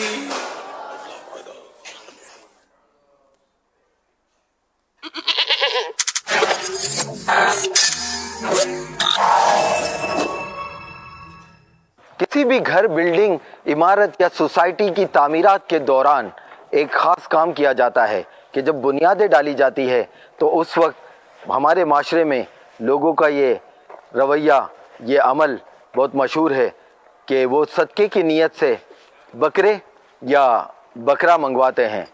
یہ صدقے کی حد تک تو بکرا منگوانا اور اس کو اللہ کی راہ میں ذبح کرنا تو سمجھ میں آتا ہے، لیکن اس کے بعد لوگوں کا ایک خاص عمل دیکھنے کو ملتا ہے کہ وہ انٹرسٹنگ عمل کچھ یوں ہے کہ جب گھر کی بنیادوں میں بکرے کا خون ڈالا جاتا ہے تو لوگوں کا یہ کانسیپٹ ہے کہ یہ خون ڈالنا ضروری ہے.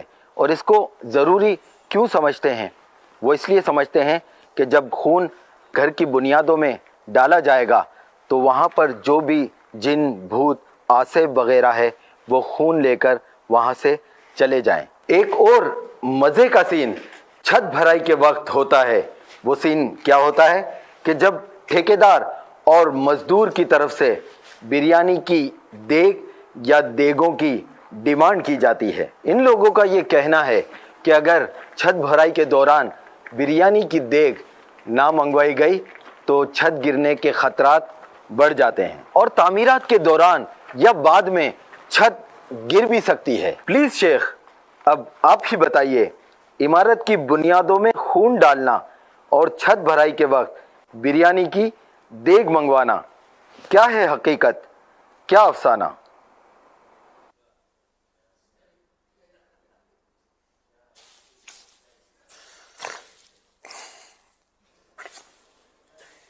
یہ ہم نے بھی بہت زمانے سے یہ چلا آ رہا ہے سلسلہ، دیکھا ہے، سنا ہے، شاید دیکھا بھی ہے کہ بکرا اس طرح ذبح کرتے ہیں کہ اس کا خون جو ہے بنیادوں میں گرتا ہے.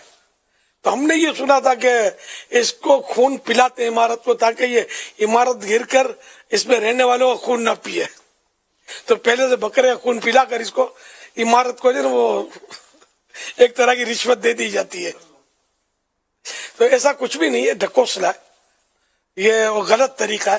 ہاں بکرے کاٹے اس نیت سے کہ صدقہ کرے، رائے خدا پہ تقسیم کر دے تو صدقے کو بلا نہیں پھلانگتی. یہ تو حدیث شریف ہے. بلا مانے آفت، مصیبت.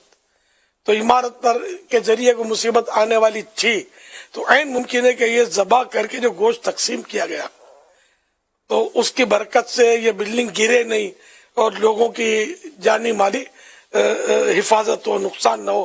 یہ تو سمجھ میں آتا ہے، لیکن اس کو ضروری نہ سمجھے. اور خون کا ایک قطرہ بھی عمارت کی بنیاد میں ڈالنا نہیں ہے، یہ ناپاک ہے. بہتا خون جو ذبح کے وقت نکلا وہ ناپاک ہوتا ہے اور بلا وجہ کسی پاک چیز کو ناپاک نہیں کرنا چاہیے.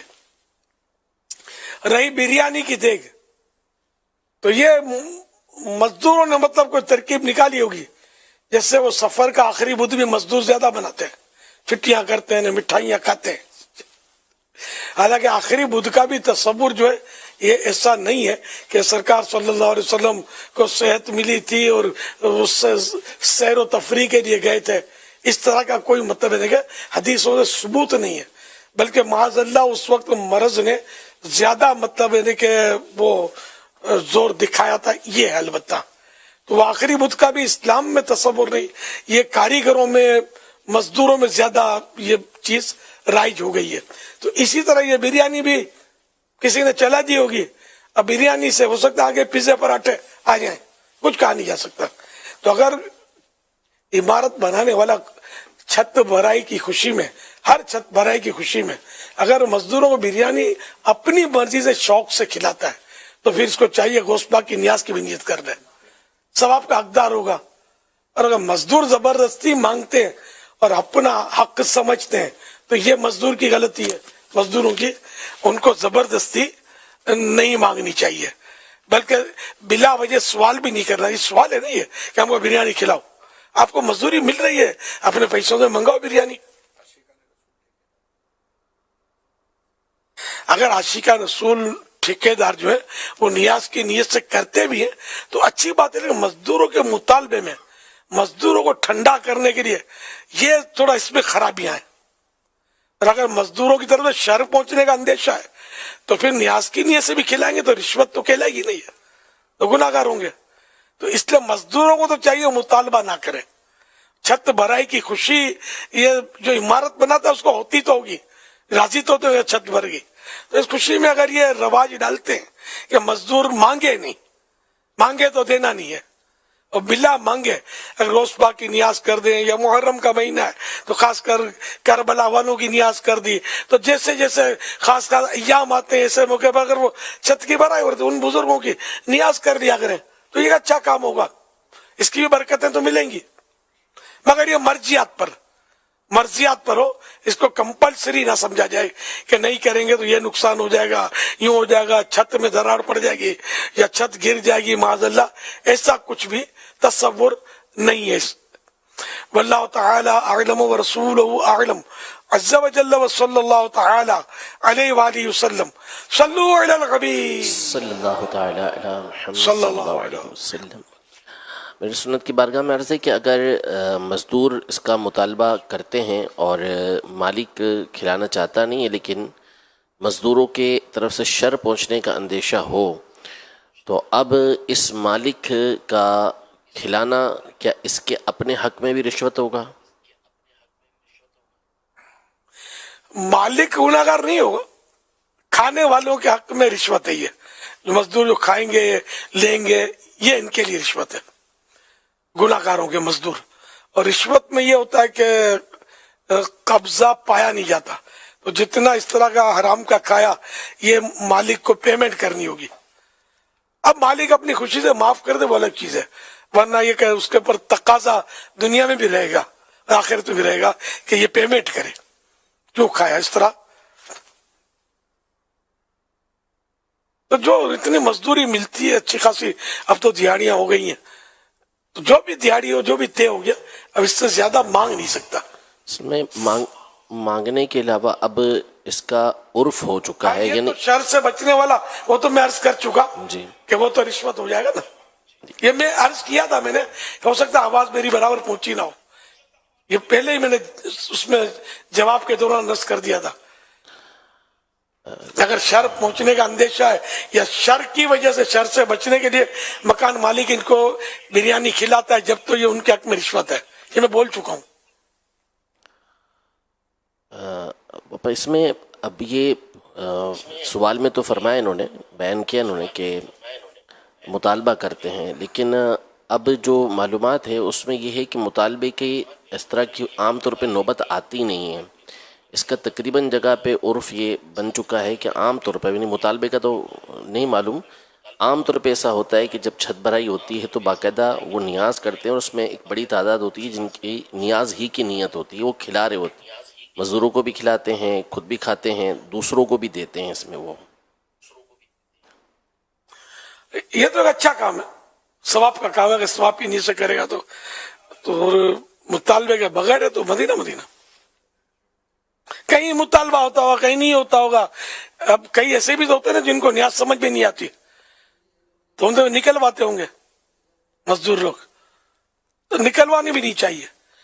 جو نیاز کو نہ مانے اس سے زبردستی نیاز کروانے سے فائدہ کیا ہوگا؟ اس کا کھانا بھی پھر نقصان ہی کرے گا شاید. سخی کے مال میں شفا ہوتی ہے اور کنجوس کے مال میں وبا، یہ کہا جاتا ہے. شاید یہ بھی کسی روایت سے اس کو سپورٹ ہے شاید کہ سخی کے مال میں شفا. آپ کو اگر یاد ہو کوئی روایت ایسی، کنجوس کے مال میں بیماری.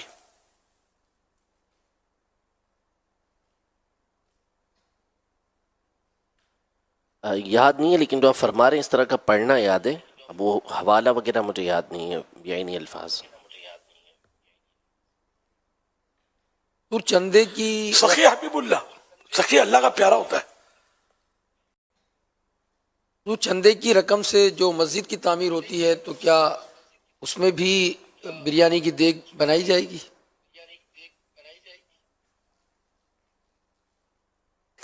وہ ٹھیکیدار اپنے پلے سے اگر کرتا ہے تو یہ کرتے ہوں گے ٹھیکیدار اپنے پلے سے ہی. یہ مسجد کی بھی ٹھیکے دیے جاتے ہیں نا، اب ٹھیکیدار کرے تو ٹھیک ہے، نہ کرے تو ٹھیک ہے. جو بھی طے ہو گیا مزدوری، جو بھی بنانے کا تو وہ طے ہو گیا. اب اس میں نیاز کا شرط تو ہوتی نہیں ہے کہ اس میں نیاز کروں گا اور اس کی اتنی رقم آپ کو دینی ہوگی، ایسا کچھ تو ہوتا نہیں ہوگا. اگر ایسا ہے کہ چندے سے نیاز کرنی پڑے گی جو مسجد کا چندہ تعمیر کے لیے ہے، تب تو ذرا نیاز نہیں کر سکتا. ہاں نیاز کے لیے اگر مسجد والے کسی پارٹی سے الگ ترکیب بناتے ہیں کہ بھئی یہاں ان کو نیاز کھلانی ہے مزدوروں کو، اور کسی پارٹی نے دے دیا بھئی ٹھیک ہے گوشت پاک کی 11 دیں گے دیوانی، تو قبول ہے، سب کھائیں، ٹھیکیدار بھی کھائیں، مزدور بھی کھائیں.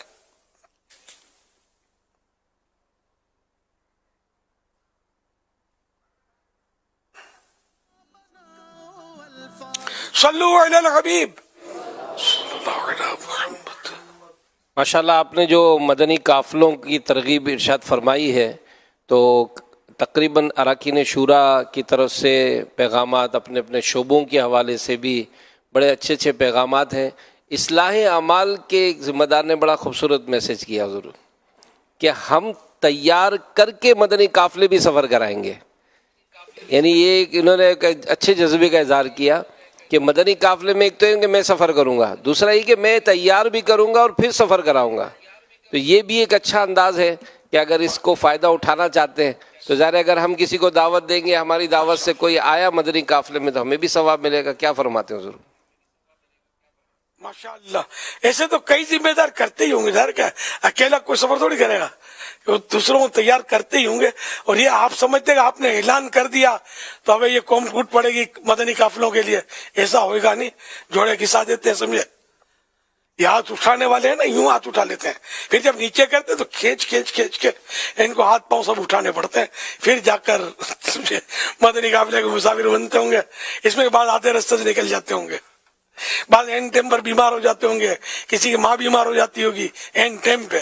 بڑے مسائل ہوتے ہیں مدنی قافلے میں، جو کہ وہ مطلب آپ ولیمے کی دعوت دو، بریانی کی دعوت دو، ماں بیمار ہوئی تو کھاٹ پہ بیٹھ جائے گی، بیٹھ کے ودا کرے گی بیٹا مرغیاں کھائے بغیر مت آنا، میری فکر مت کرنا. مدنی قافلے کا نام ماں بیٹھے بیٹھے لیٹ جائے گی میں بیمار ہوں.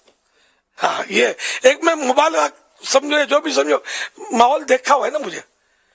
سارا ہفتہ دندناتے پھرتے تھے جب میں عوام میں ہوتا تھا، ہفتہ بار اجتماع کی دعوت دیتا تھا تو کسی کی ماں بیمار ہو جاتی تھی، کسی کی بائیڑی اکیلی ہو جاتی تھی، میری بیوی اکیلی ہوتی ہے.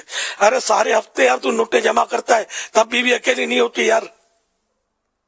سارا ہفتہ مطلب نوٹیں گنتا ہے تو تیری ماں بیمار نہیں ہوتی. جمعرات کو بولتا ہوں کہ 1 گھنٹہ 12 منٹ کے لیے آ جا، تو میری ماں بیمار ہے، میرا باپ بیمار ہے، میرا بچہ بیمار ہے. تو کیا لگا رکھا ہے یار؟ نہیں اجتماع میں نہیں آنا تو کائے کو مطلب سب کو بستر پہ سلا رہے ہو یار، نہ بول دو کیا مجھے نہیں آنا. تو یہ مطلب ہے دنیا یار، جھوٹ سچ سب سے. واقعی بعضوں کی ماں بیمار بھی ہوتی ہوگی لیکن مطلب دنیا دیکھی والی ہے. ہاں دعوت آتی ہے، مالدار کی شادی کی دعوت 15 میل دور، تو ماں بھی بیمار، باپ بھی بیمار، جو بھی بیمار ہے سب تندرست، یہ پہنچ جائے گا، کچھ پرواہ نہیں ہے. دوسرے شہر پہنچ جائے گا پیسے کمانے کے لیے، دوسرے ملک چلا جائے گا پیسے کمانے کے لیے، اور گھر سے نکل کر 2 قدم پر مسجد میں مدنی وہ اجتماع میں آنے کے لیے سب بیمار ہو جاتے ہیں، گھر میں اکیلے ہو جاتے ہیں. اس کے بغیر مطلب وہ گھر سنا سنا ہو جاتا ہے سارا، یا ڈاکو لوٹ جائیں گے. تو بہرحال یہ کہ جنہوں نے مدنی قافلے کی نیت کری مہربانی کر کے ضرور سفر کرنا، اور جنہوں نے نہیں کی وہ کر لینا.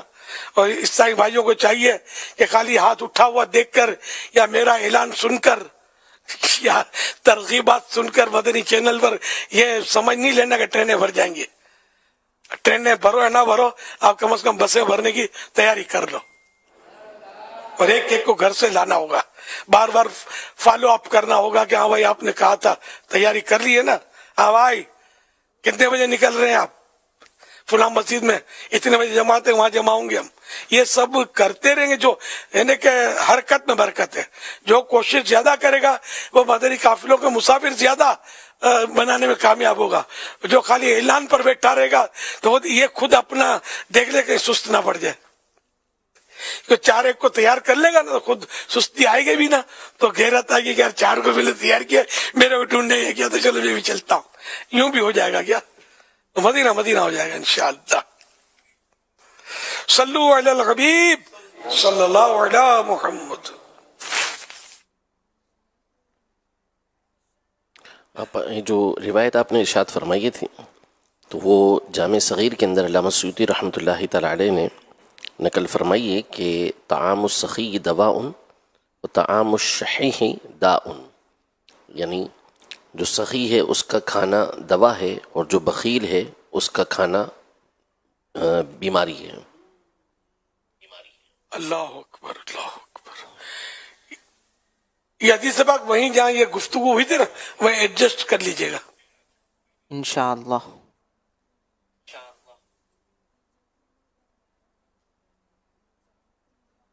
میرا نام محمد عارف, بینک حیدرآباد, عمر تقریباً 65 سال. حضرت میری پرابلم تھی ہے تو انجلے دعا بھی فرمائی دیو نے کوئی روحانی علاج بھی عنایت فرمائی دیو. اللہ اللہ. عارف بھائی بزرگ اچھی ہوئی یار, کرو پرابلم تھی سمجھئے نا, یہ کرو چھوا. اچھا یہ ریشا کپ کا پاٹی. جی جی اللہ اللہ. وہ راشا یہ غالباً ان جو تعلق ہو جائے پنجے ریشا نسو جو ہوں نا پنجے وین پٹھا, غالباً پٹھے سے ان جو تعلق ہے. اللہ کریم پیارے حبیب صلی اللہ علیہ وسلم یہ صدقے میں احمد رحم کرے نہ کہ شفا عطا کرے. پا پرانا مطلب گھنو بھیگا رہی آئیوں, اللہ پاک رحمت جی نظر کرے. ان میں آئی کوئی جو مشورو کی نہیں گنجا, یہ جو لاہوری نمک جا گٹھا ہونتا نا, یہ جنے راشے جو مرض میں جانے ہتھ جو آنگڑی وڑی انہن یہ تھی نا, ان میں پا یہ لاہوری نمک جا گٹھا بویات میں رکھی گنجے یہ کر جائے نا, ان سے فرق پوئے. ان میں مجھے خبر نہیں ہو اتنے کوئی بھی علاج طبیب جو مشورے وغیرہ نہ کراوائے تو تھوڑی تھوڑی بار نمک رکھنا نا. اگر طبیب ہاتھ چوئے تو یا کوئی حکیم صاحب شاید میں کیا مشورہ دین تو کہا یہ برابر ہے تا اللہ کرنو تم میں اگر لاب تینو. لیکن ہر علاج طبیب کے مشورے سے کرنا چاہیے. ان کو راشا ہو گیا ہاتھوں میں تو غالباً یہ پٹھا پرابلم ہے, پٹھوں کا, جس کو انگلش میں پٹھوں کو مسلس غالباً مسلس بولتے ہیں. تو اس میں یہ سنا ہوا ہے کہ لاہوری نمک جو ہے, جیسے مجھے بھی کبھی کبھی ہوتا ہے انگلیاں یوں, تو میں نے بھی یہ لاہوری نمک رکھ کے دیکھا ہے تو میں نے فائدہ محسوس کیا ہے. اور میں نے اپنے پاس رکھا بھی ہے, یہ ایک سائڈ پہ گٹا رکھا ہوا ہے, دکھاؤ میں دکھا دوں گا.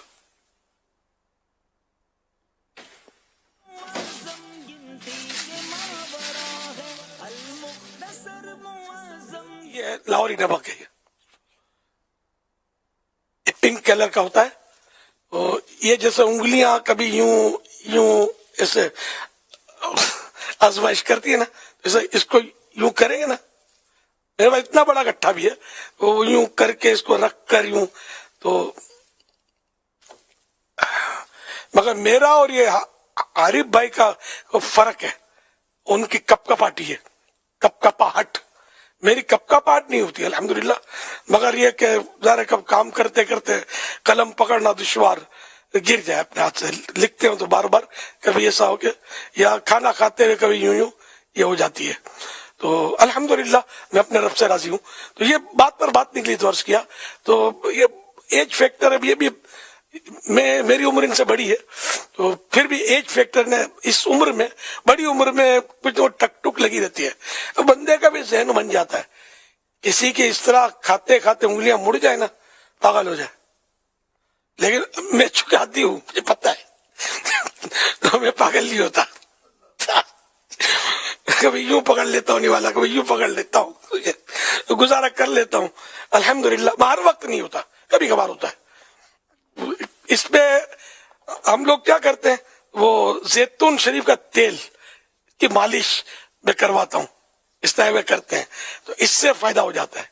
پھر یہ کہ اس میں تھوڑا سا زیتون کا تیل کچا پکا کرنی, جیسے آدھی چمچ تیل ہے اس سے شروع کرے اور یہ کھانے میں ڈال دے, بس ذائقہ نہیں ہوتا یہ, تو یہ کھا لے تو پھر بڑھاتے بڑھاتے 1 چمچ پر آ جائے, اگر موافق آ جائے تو انشاءاللہ اس سے بھی یہ پٹھے مضبوط ہوں گے اور یہ بیماری چلی جائے گی. لیکن بات وہی ہے کہ میں کوئی مستند حکیم نہیں ہوں. حکیم بھی جو بولے گا نہیں عام طور پر تو ہر مریض کو وہی نسخہ کام آئے ضروری نہیں ہوتا. اس سے جو اپنا طبیب جو ہوتا ہے نا اس کو ہماری طبیعت پتہ ہوتی ہے, کیونکہ مزاج مختلف ہوتے ہیں. کسی کا گرم مزاج ہوتا ہے, سمجھو کسی کا یعنی کہ بلغمی مزاج ہوتا ہے, کسی کا صفراوی مزاج ہوتا ہے. تو جیسے بلغمی مزاج ہے کہ ٹھنڈی چیز کھائی, کھٹی چیز کھائی تو نزلہ لگتا ہے نا, تو جس کو زیادہ نزلے لگتے ہیں, کھانسیاں ہوتی رہتی ہیں, بلغم نکالتا ہے, یہ بلغمی مزاج ہوتا ہے. تو اس میں بعض غذائیں نہیں چلتی, اور جن کا بلغمی مزاج نہیں ہوتا تو ان کو یہ غذائیں چل جاتی ہیں. تو اس طرح دوائیں بھی چل جاتی, دواؤں کا بھی ہوتا ہے. تو اس لیے ایک دوا سب کو کام نہیں آتی, الگ الگ. تو اسی لیے یہ تاکید ہوتی ہے کہ اپنے طبیب کے مشورے کے بغیر کوئی علاج نہ کیا جائے, کہ بعض اوقات ایک ہی دوا دوسرے کو کھڑا کر دے گی اور وہی دوا اس کو دوسرے کو لٹا دے گی, لمبا کر دے گی. دوا ایک ہی ہے, بیماری بھی ایک ہی ہے, ایک کو فائدہ کرے گی ایک کو نقصان کرے گی. ورنہ اگر ایسا نہ ہوتا ایک ہی تو پھر ان ڈاکٹروں کی, طبیبوں کی, حکیموں کی ضرورت ہی کیا تھی. سب اپنے اپنے گھر کے ڈاکٹر ہوتے ہی ہیں نا, بتاتے رہتے ہیں, کسی کو تیرا دیتے ہیں کسی کو ڈبا دیتے ہیں, یہ گھر کے جو ڈاکٹر ہوتے ہیں. تو اس لیے وہ مسئلہ بھی ہے فتح رضویہ شریف وغیرہ میں کہ غیر طبیب کا, جو ڈاکٹر نہیں ہے, طبیب نہیں ہے, غیر ڈاکٹر کا, غیر طبیب کا کسی مریض کے علاج میں ہاتھ ڈالنا یہ حرام ہے. ہاتھ سے مراد 5 انگلی والا ہاتھ نہیں ہے, یعنی اس کا علاج کرنا غیر طبیب کا یہ حرام ہے. طبیب اس کی مطلب تشخیص کر کے, اور بعض اوقات ایک مرض کے لیے ایک دوا مفید ہوتی ہے لیکن اس کو لگے ہوتے 3-4 مرض مریض کو, کہ یہ دوا اس مرض کو تو فائدہ کرے گی لیکن دوسری بیماری جو ہے نا اس کو نقصان کرے گی, اور تیسری کو بالکل ہی ڈاؤن کر دے گی. تو اس لیے مریض ڈاکٹر جو ہے نا پھر اس دوا میں اس کی بھی شامل کرے گا, اس کی بھی شامل کرے گا دوا, توازن بھی اس کا رکھے گا کہ ایک دوا کے جو منفی اثرات ہیں, مائنس جو مطلب ہوتے ہیں اثرات, تو اس کو دوسری دوا دے گا تاکہ یہ مائنس اثرات اس کے کم ہو جائے اور دوا معتدل ہو جائے. معتدل میننگ بیلنس ہو جائے. تو یہ ڈاکٹر جو فیس لیتا ہے یہ ویسے تھوڑی لیتا ہے, یہ مطلب ظاہر ہے کہ اس نے سیکھا اس کا, یہ ہم سے فیس لیتا ہے. فیس دینا اچھا ہے, اپنی ڈاکٹری اچھی نہیں ہے کہ بعض اوقات بندے کو قبر میں پہنچا دے گی. صلو علی الحبیب صلی اللہ علیہ وسلم. حافظ نصیر سوال کر رہے ہیں, یہ کہہ رہے ہیں مردوں کے لیے سر کے بالوں کے بارے میں کیا حکم ہے, کتنے دن بعد کٹوانا ضروری ہے؟ سر کے بالوں میں کٹوانے کے دن کی تو کوئی مدت نہیں ہے, البتہ پورے بال رکھنا ہے سنت. پورے بال یہاں سے سائڈوں سے جو کٹواتے ہیں ہمارے یہاں, تو یہ سنت نہیں ہے. زلفے جس کو بولتے ہیں, تو دعوت اسلامی والے تو ایک تعداد ہے الحمدللہ زلفے رکھتے ہیں, رکھنی بھی چاہیے, آقا کی سنت ہے. تو آدھے کان تک یا پورے کان تک, یا اتنے بڑھائے جائیں کہ گردن تک پہنچے, مرد کے کندھوں سے چھو جائے, ٹچ ہو جائے تو بھی صحیح ہے. لیکن کندھوں سے نیچے رکھنا مرد کا یہ حرام ہے, یہ عورتوں کی مشابہت ہے. اور عورتوں کے لیے کاٹ کر کندھے سے اونچے کر لینا یہ حرام ہے.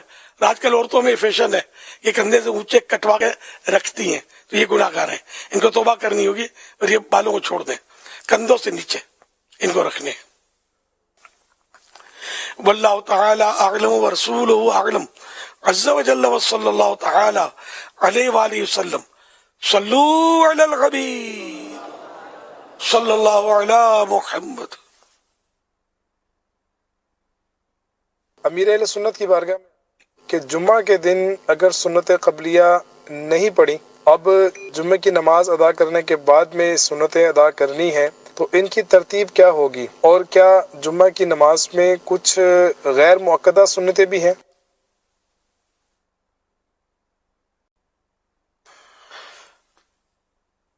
اس کی تفصیل میں نہ پڑھیں ہم، ویسے لوگ سست ہیں. جمعے کی نماز میں کہ جمعے کی نماز سے پہلے 4 سنت، پھر 2 فرض، پھر 4 سنت، پھر 2 فرض، پھر 2 نفل. معاف کیجئے، جمعے کے 2 فرضوں کے بعد 4 سنت، پھر 2 سنت، پھر 2 نفل. اس کی تفصیل یہی سمجھی جائے، کیونکہ علماء کے اس میں اقوال بھی مختلف ہوتے ہیں. تو اس لیے مطلب ہے کہ جتنی نماز پڑھیں اتنا فائدہ ہوگا. کہ ہمارے یہاں یہ ہے کہ اب کسی کو پتا چل گیا کہ بھائی فلاں سنت غیر موقدہ، تو چھوڑ دیتے ہیں. تو غیر موقدہ سنتیں بھی جہنم کی آگ سے بچاتی ہیں نہیں بچاتی؟ غیر موقدہ سنتیں یا نفلیں جنت میں پہنچانے والا کام ہے کہ نہیں ہے؟ لیکن یہ کہ سست جو ہوتا ہے نا، پھر وہ اپنا راستہ نکال کر خود اپنا نقصان کر لیتا ہے.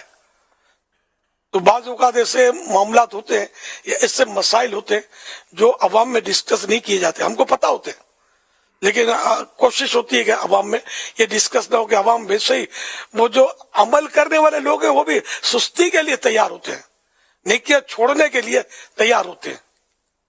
تو پھر ان کو نہ بتانے میں ان کی عافیت ہوتی، ان کی بھلائی ہوتی ہے کہ اس بہانے چلو کچھ یہ عمل کر لیں گے. اور بتانا واجب نہیں ہوتا، ضروری بھی نہیں ہوتا، اور کرنے میں فائدہ ہی فائدہ ہوتا ہے. واللہ تعالی اعلم ورسولہ اعلم عز وجل وصلی اللہ تعالی علیہ وآلہ وسلم صلو علی الحبیب صلی اللہ علیہ محمد صلی اللہ علیہ وسلم. اب اس سوال کا پہلا جز یہ تھا کہ اگر 4 سنتیں رہ گئی ہیں تو اب اس کو ادا کرنے کا طریقہ کیا ہوگا، یہ بھی ارشاد فرما دیجیے. یہ تو ادا کرنی ہوں گی جی، یہ تو ادا کرنی ہوں گی. تو یہ جیسے 2 جمعے کے فرض پڑھے، پھر 4 سنتیں پڑھی، پھر 2 سنتیں پڑھے، اس کے بعد یہ 4 پڑھے، یا اب میں ترتیب تو مجھے یاد نہیں، ایسے ہی یا 2 نفلوں کے بعد پڑھے. جو آپ فرما رہے ہیں یہ بہتر طریقہ کار ہے کہ اب یہ 4 سنتیں پڑھے، پھر 2 سنتیں پڑھے، پھر اس کے بعد یہ 4 سنتیں پڑھے. اور یہ بھی کر سکتا ہے کہ 2 نفل پڑھنے کے بعد بھی وہ 4 سنتیں پڑھ سکتا ہے. جی جی، تو اس طرح کر لے کہ پہلے 4 رکعت جس کی جمعے سے پہلے کی رہ گئی نا، تو جمعے کے فرضوں کے بعد 4 سنتیں وہ نہ پڑھیں جو رہ گئی تھی، بلکہ 4 سنتیں جو ہیں پڑھنے کی وہ پڑھیں، پھر 2 سنتیں پڑھیں، پھر اللہ توفیق دے 2 نفل بھی پڑھ لیں. اب بھلے وہ جو 4 سنتیں آپ کی رہ گئی تھی یہ پڑھنی ہے، یہ پڑھ لیں.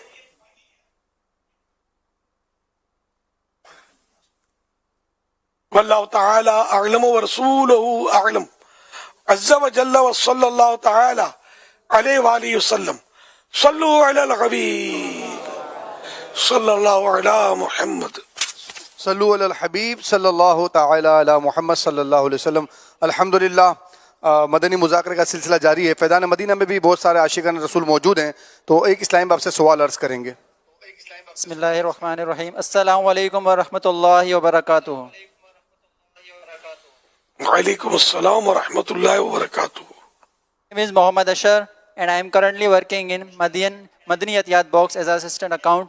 And my question is کہ اگر کوئی انسان 5 وقت کی نماز میں سنت و نوافل کو چھوڑ دے، اکثر و بیشتر چھوڑ دے، اور صرف فرض ادا کرے، اور ساتھ میں اس کی نیت یہ ہو کہ میں پہلے فرض کا پابند ہو جاؤں، اس کے بعد جو ہے سنت و نوافل کا بھی پابند ہو جاؤں گا، تو اس حوالے سے ایسا کرنا یا ایسی نیت رکھنا کیسا ہے، اس میں ہماری رہنمائی فرمائیں.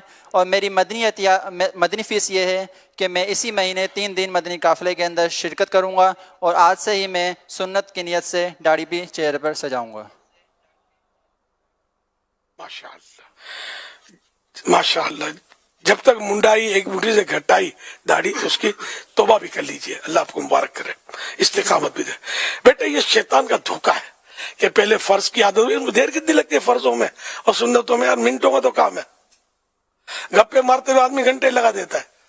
تو اس لیے جو سنت موقدہ نمازیں جیسے ہوتی ہے نا، تو ان کو چھوڑنا برا ہوتا ہے، اور اس کی عادت بنانا گناہ ہوتا ہے۔ تو یہ کس نے کہتے ہیں فرضوں کی عادت بنانے کے لیے سنت موقدہ چھوڑنے کا گناہ کرتے رہو؟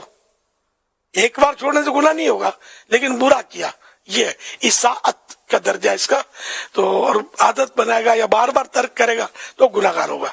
تو اس لیے سنتیں بالکل نہ چھوڑی جائے، نفلیں بھی نہ چھوڑی جائے، پڑھتے رہے، ورنہ یہ شیطان سست بنا دے گا، پھر یہ دوبارہ عادت پڑے گی نہیں۔ تو ایک ساتھ سب عادتیں اگر آ جائیں گی تو اتنی دیر کون سی لگتی ہے؟ جب نماز میں دل لگے، خشوع و خضوع آئے گا تو مزہ آئے گا، ایک ایسا لطف آئے گا کہ جی چاہے گا کہ پڑھوں، کہ وہ کیوں چھوٹی ہے میری، وہ کیوں چھوٹی ہے، سب پڑھوں۔ اللہ پاک توفیق دینے والا ہے۔ اور اس طرح کی لوگ باتیں کرتے ہیں کہ خالی فرض پڑھ لو، یہ اچھے لوگ نہیں ہیں۔ آقا کی سنتوں سے روکنے والا وہ اچھا آدمی نہیں ہوتا۔ سنتیں تو بہت ضروری ہے، اپنے لیے آدمی یہ قرار دے کہ نہیں میں سنت نہیں چھوڑوں۔ الحمدللہ ہم تو ویسے اہل سنت ہیں، ہماری تو پہچان ہی سنت ہے، ہم سنت کیا کو چھوڑے بھائی؟ صلو علی الحبیب صلی اللہ علی محمد علی محمد صلی اللہ علیہ وسلم۔ ایک اور اسلامی بھائی آپ کی خدمت میں سوال پیش کریں گے۔ السلام علیکم ورحمۃ اللہ وبرکاتہ۔ وعلیکم السلام ورحمۃ اللہ وبرکاتہ۔ میرا نام تصور حسین ہے، میں تلگنگ کا رہائشی ہوں۔ میرا آپ سے سوال ہے کہ کوئی آدمی دریا یا سمندر میں ڈوب گیا، اس کی لاش نہیں ملی، تو کیا اس کی نماز جنازہ پڑھ سکتے ہیں؟ میری مدنی فیس ہے کہ میں ہر ماہ 3 دن مدنی قافلے میں سفر کروں گا انشاءاللہ۔ حضور میرے اور میرے عیال کے لیے، اور اسپیشل میری ہمشیرہ بہت بیمار ہے، ان کے لیے دعا فرما دیں، جزاک اللہ۔ اللہ کریم آپ کے ہمشیرہ کو شفا عطا فرمائے اور رحمت کی نظر فرمائے۔ بیٹے جنازے کا سامنے ہونا بھی ضروری ہے جنازہ پڑھنے کے لیے۔ اب وہ ڈوب گیا، اور اب یہ بھی ایک قیاس ہے کہ یہ فوت ہو گیا، کیا پتا کہیں کنارے سے ابھر کر باہر آ گیا ہو، کوئی لے گیا ہو اس کو بچا کر، کچھ پتہ ہی نہیں ہے۔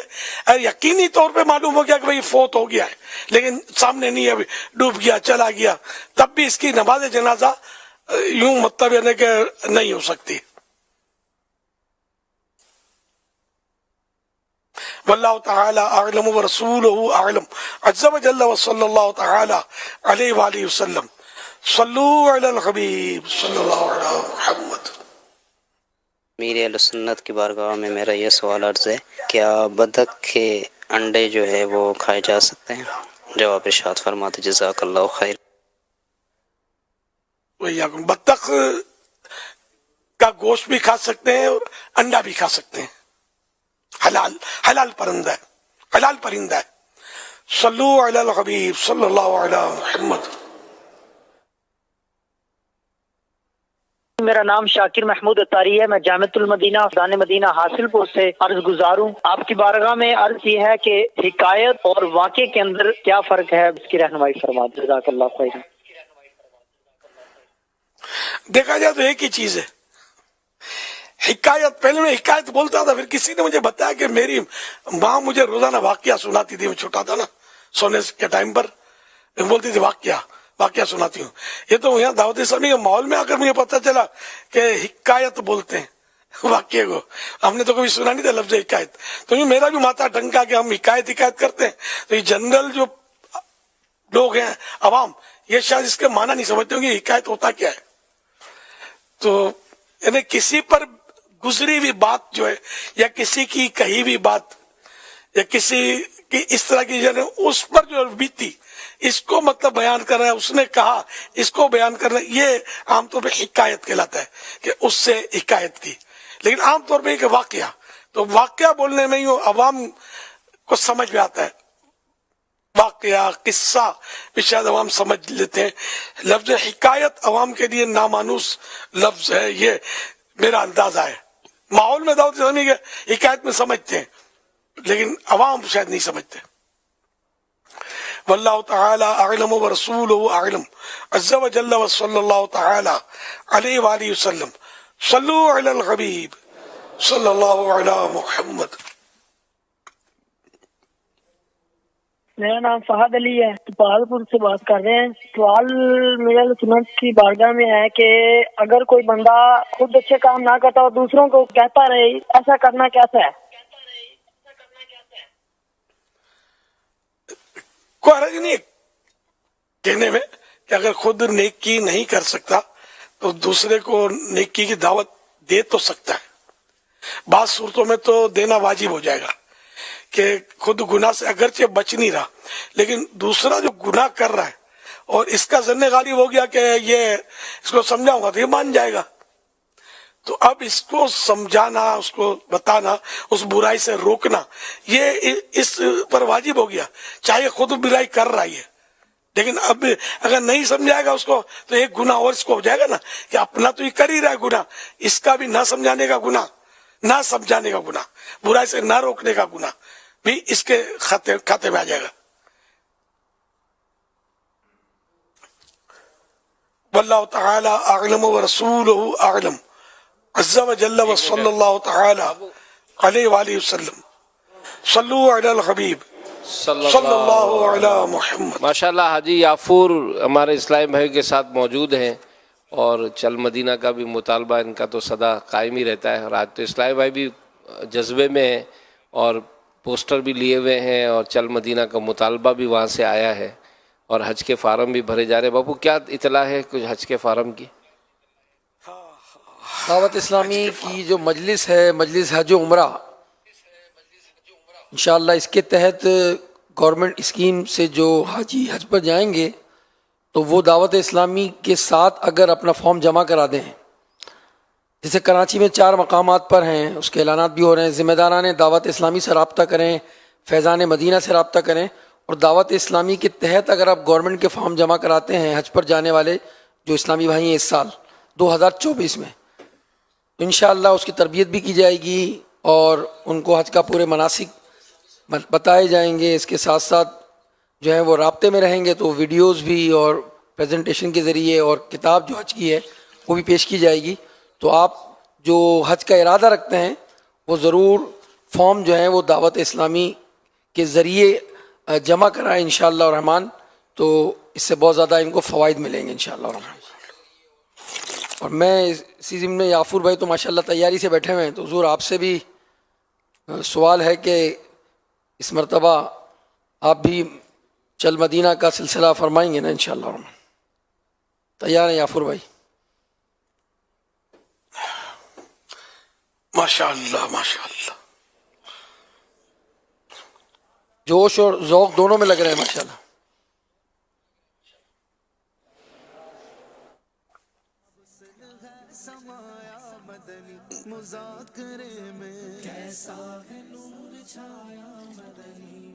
ماشاءاللہ جوش خروش.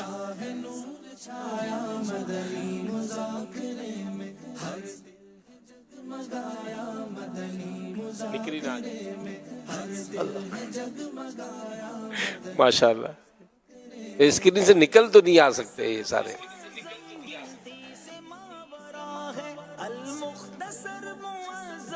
ماشاءاللہ اللہ اکبر اللہ اکبر. آپ کا اعلان اگر ہو جائے گا تو مزید جوش میں اضافہ ہو جائے گا.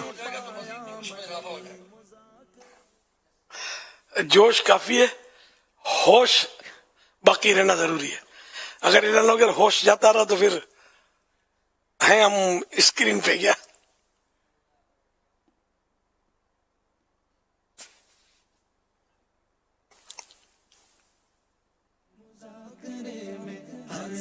فارم جمع کرانے کی جو تاریخ دی گئی ہے وہ 15 دسمبر ہے. 15 دسمبر تک آپ گورنمنٹ پیکیج میں اپنا حج کا فارم جمع کرا سکتے ہیں. فیضان مدینہ، باب المدینہ عالمی مدینہ مرکز میں بھی اس کا اہتمام ہے. نارتھ کراچی فیض مدینہ میں بھی، کورنگی میں جہاں اجتماع ہوتا ہے ہمارا فیض رضا مسجد، فیض رضا مصطفیٰ مسجد، اس میں بھی اہتمام ہے. آپ دعوت اسلامی کے ذمہ داران سے رابطہ کر کے حج کے فارم جو 2024 میں خواہش مند ہیں حج کے، تو ضرور دعوت اسلامی کے ساتھ جمع کرائیے گا فارم. آپ اس کی انشاءاللہ برکتیں پائیں گے. ये फार्म भराना और ये जो है ना स्कीम और तारीख, ये पाकिस्तान की है। हर दुनिया में सब जगह ऐसा नहीं होता। दुनिया में हर मुल्क में अपने अपने कवानीन होते हैं। अब जहां भी हैं मदीने पहुंचना है। तो अल्लाह पाक हम सबको मीठा मदीना दिखा, हज की सआदत नसीब करे। तो क्या बात है।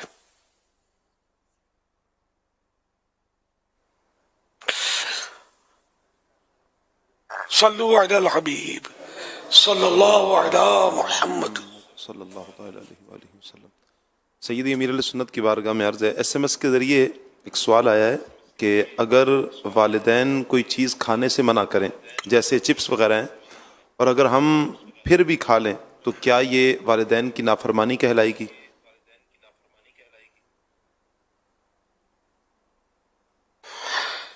अल्लाह अल्लाह, चिप्स तो बच्चे खाते हैं, शायद किसी बच्चे ने किया हो।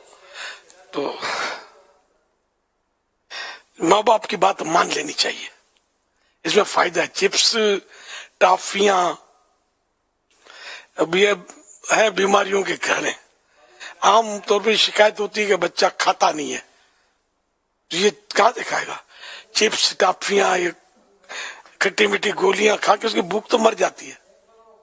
जब भूख मर जाएगी तो खाएगा नहीं, ये कमजोर पड़ेगा। बीमारियां, बुखार, खांसी, गले में तकलीफ आए दिन, मतलब वो कुछ ना कुछ हो जाएगा। मुंह में छाले पड़ेंगे, बच्चों के छाले होते हैं बेचारों के। तो ये आमतौर पे चिप्स और इस तरह के, मैं कचरे बोलता हूँ मैं तो इनको, ये कचरे खाते हैं ना, तो इस तरह इनके मतलब बेचारों के हो जाते हैं, खा नहीं पाते, फिर ये बढ़ते नहीं है, कद नहीं बढ़ते इनके। बाज़ औक़ात कमजोर होते हैं, वजन नहीं बढ़ता, फीके पड़ जाते हैं, जब देखो बुखार, जब देखो मतलब खांसियां, यहाँ तक के छोटे छोटे बच्चों को।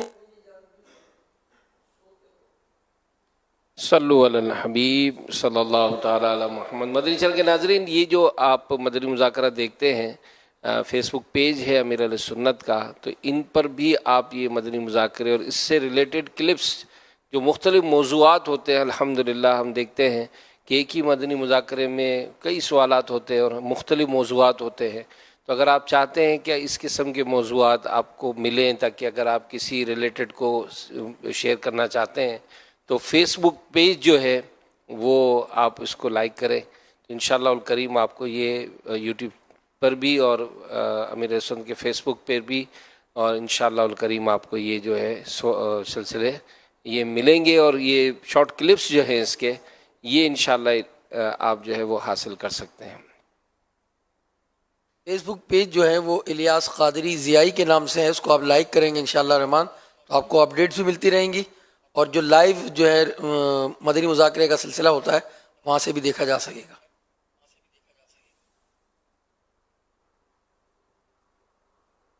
माशाअल्लाह।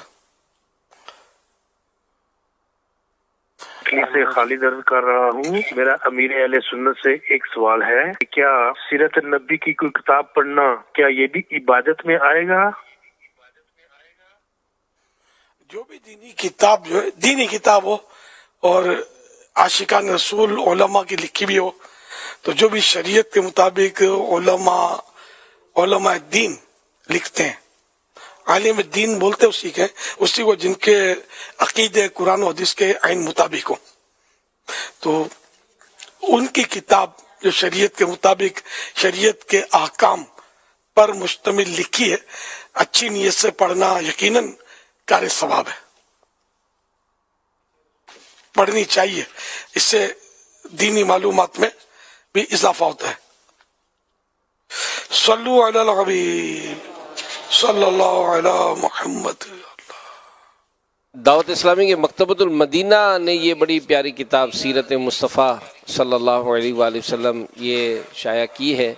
873 इसके पेजेस हैं और 1120 इसकी प्राइस है, 1120 रुपये। तो इस किताब को ज़रूर पढ़ें, और बड़ी मोहब्बत भरी तहरीर है और बड़ी प्यारी इसकी मतलब तफसीलात हैं, तो ये भी हासिल करें। और आखिरी नबी की प्यारी सीरत, ये छोटा सा रिसाला है 164 पेजेस का, और ये ओनली 180 रुपीज़, 180 रुपये में ये भी हमारी इस्लामिक रिसर्च सेंटर जो है वो इसका ये तोहफ़ा है। اور یہ ضرور حاصل کریں. اگر اس کو ویب سائٹ پہ حاصل کرنا چاہتے ہیں تو دعوت اسلامی کی ویب سائٹ سے جا کر اس کو مفت میں ڈاؤن لوڈ بھی کر سکتے ہیں اور آپ موبائل پہ پڑھ سکتے ہیں اس کو.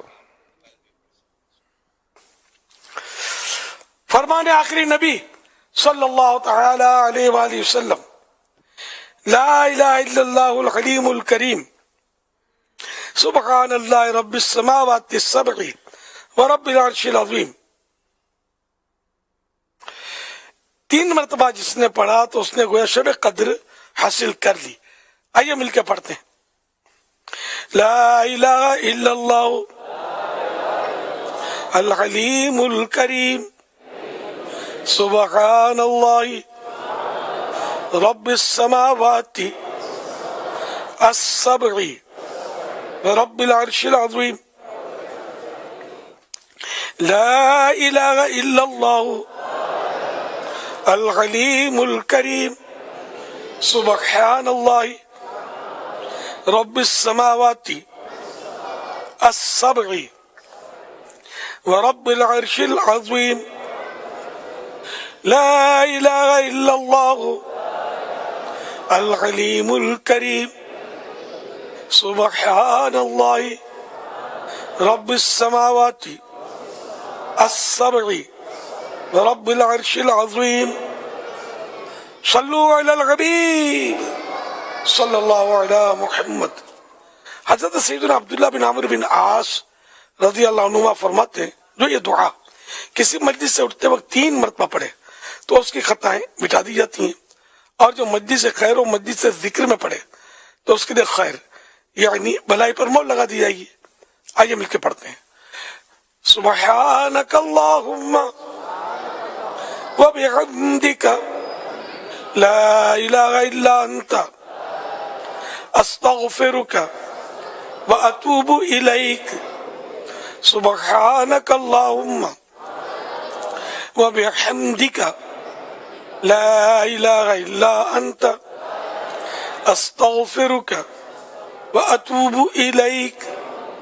سبحانک اللہم وبحمدک لا الہ الا انت استغفرک واتوب الیک.